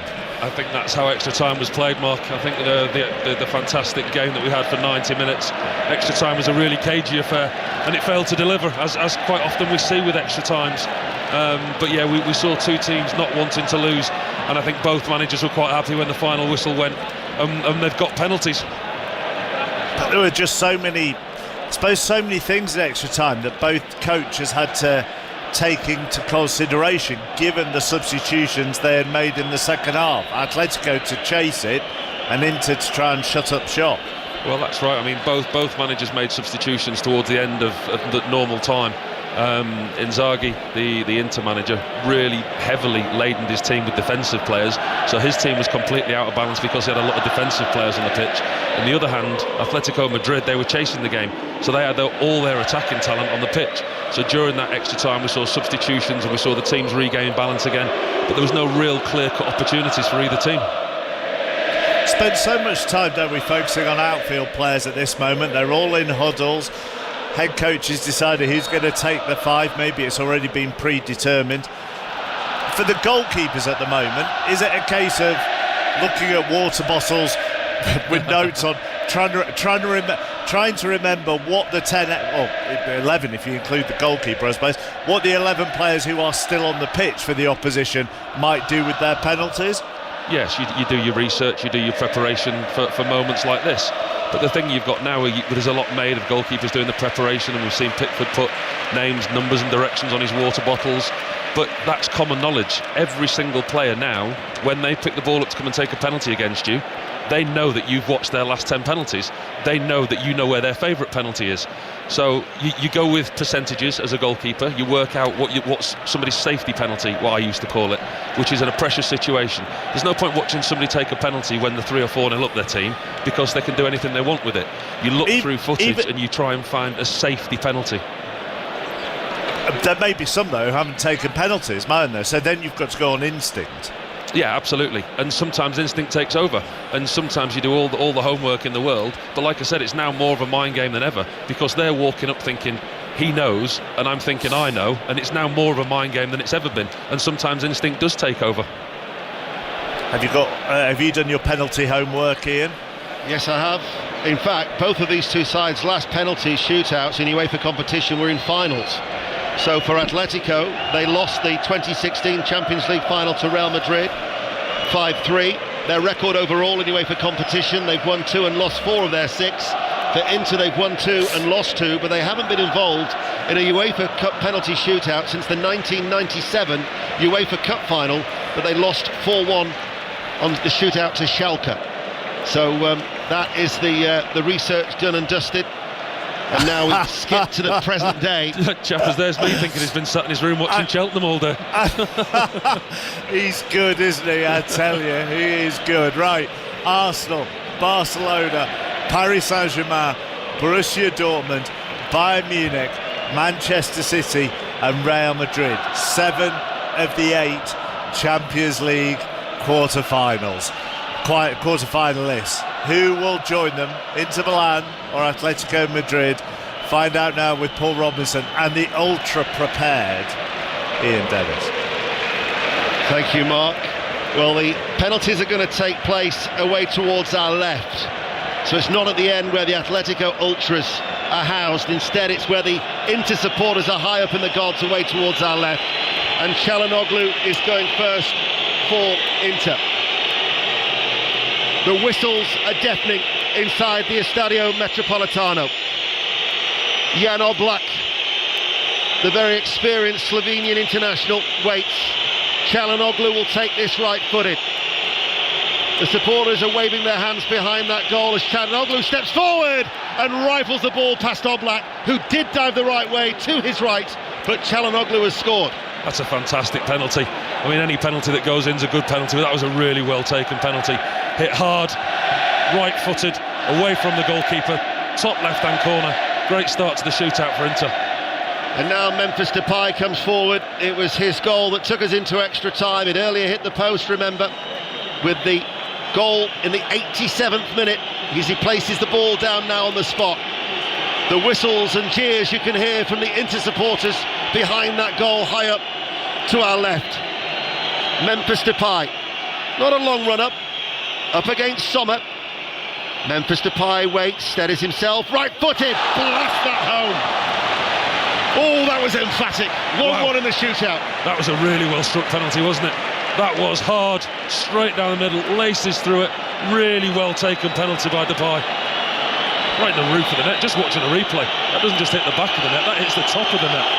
And now he whips up the crowd, and the crowd respond as Alexis Sanchez has that long walk from the halfway line, bounces the ball once, places the ball down in the spot.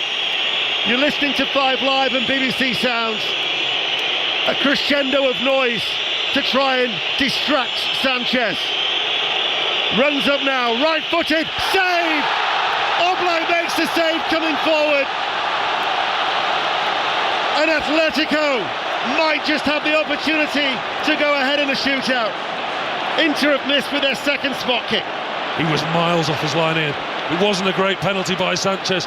He goes to put it straight down the middle, but Oblak diving to his right, but forward, a long, long way off his line. He's 3 yards out when he saved that.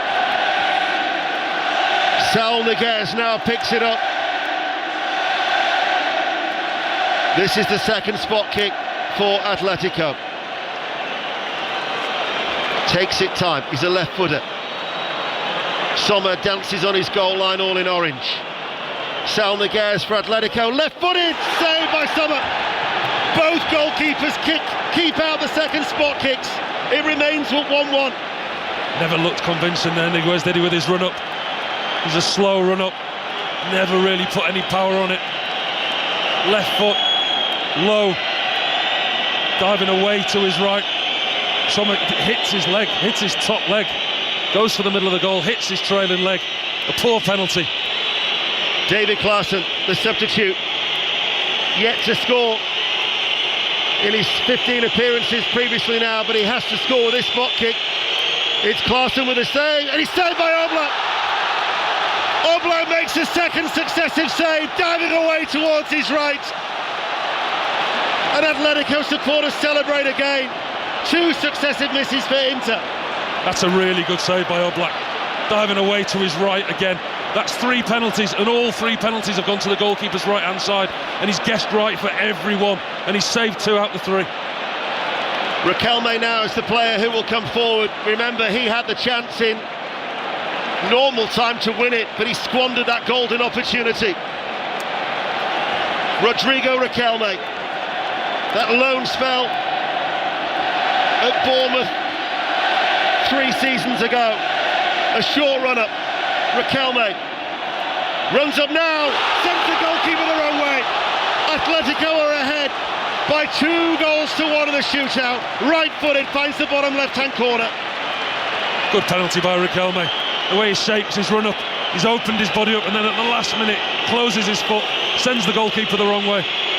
Francisco Acerbi, the 36-year-old Italian defender, with his years of experience to come forward, has to score. The pressure mounting on Inter, last year's runners-up.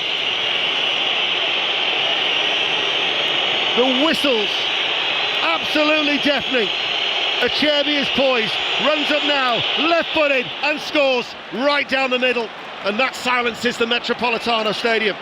Quite literally silences the stadium as well. That was incredible. The whistling was so loud, but a really good penalty. Stays cool in a really difficult situation, sends the goalkeeper the wrong way, high, straight down the middle. So it's 2-2, but Atletico have this kick to come. So Inter have scored 2 and they've missed 2 from their 4. Atletico 2 out of 3, and it's Correa.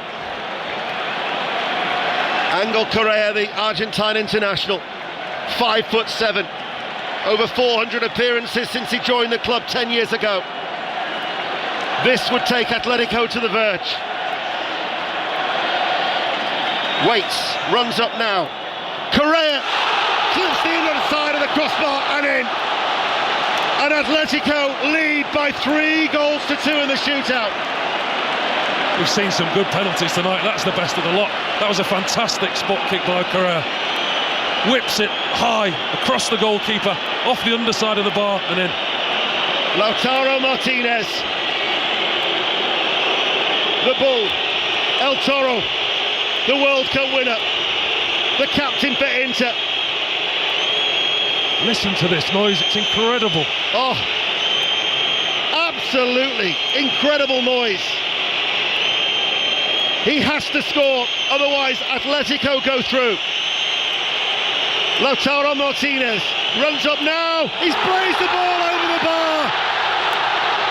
Atletico celebrates. Lautaro Martinez looks rueful at the penalty spot. He absolutely skied it. And last year's runners-up, Inter, are out. And Atletico Madrid have inflicted Inter's first defeat in 2024. And they're through to the last 8 as they celebrate wild scenes in Madrid. The scenes inside this stadium are absolutely phenomenal. The supporters are going crazy. The team are celebrating in front. You've got to feel for Martinez. That's not like him to miss a penalty like that. I think he slipped. He looked down at the penalty spot. It looked like the ground had moved.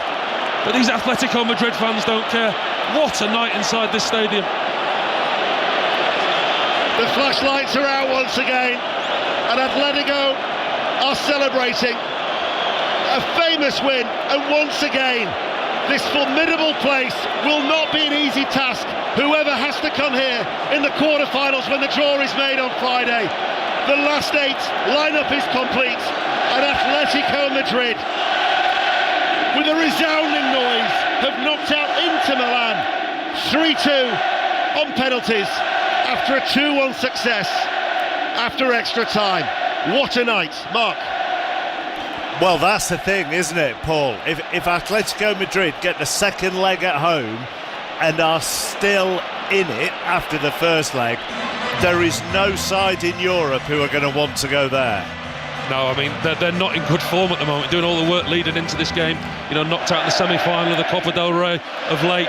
Defensively, they haven't been great, but this place is something else. They've got such a bond with these supporters, the way they perform here, the record here, over 2 legs. Listen, I've always said that Manchester City are going to take some beating, but if Atletico Madrid bring a team here and they're still in the game, they've shown tonight what they can do.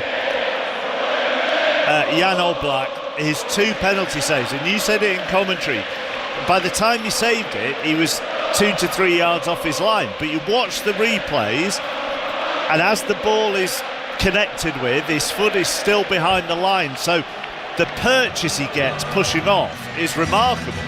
Well, that's what you have to do in penalties. I mean, it's very, very hard to get lateral movement without making any kind of forward movement. The key is to time when your foot leaves the line, and he's done it to perfection there watching the replays. Do you think there was something wrong with the penalty spot from Lautaro Martinez, or do you think it was a terrible penalty and he thought, I'll look back at the penalty spot as if something happened? Yeah, there is an element that could be the case as well, because it really was a poor penalty. But a player of his quality, I mean, he's had a good game tonight, and he's always a goal threat. It was that bad of a penalty from him. You would expect there to be a reason for it. And having said all of that, just finally, Ian, you could do. I don't think I've seen penalties hit as hard as the ones from Memphis Depay and Correa. They were emphatic with a capital E. They were absolutely blasted home, struck with real purpose. And now we've got the Atletico players just gathering at the edge of the penalty area away towards our right, celebrating with the supporters. The red and white scarves are aloft, the flags are flying, and Atletico once again have proven that this place they're unbeaten in 9 now. Milan were the last team to win here in November 2021. They've suffered 3 defeats in 26 games since this place was built in European competition. And Inter will rue the missed opportunities in the first leg. They should have had a greater advantage in San Siro 3 weeks ago. Atletico didn't have a shot on target, but they stayed in the tie, and they deserve to win it on the balance of play tonight, albeit we had to go through the penalty shootout because he's just got an incredible record, Simeone. He's loved in these parts, and he's acknowledging the crowd too. There'll be stubborn opposition, guarantee you that, in the quarterfinals. Just a quiet night in Madrid for you two now? Going to try and select some more winners for tomorrow at Cheltenham. And keep them to yourself.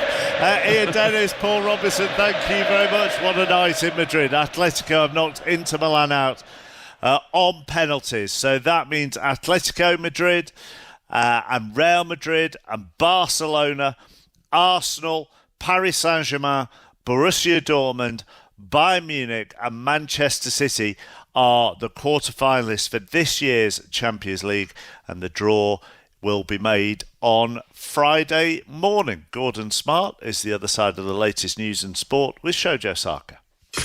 Listen on the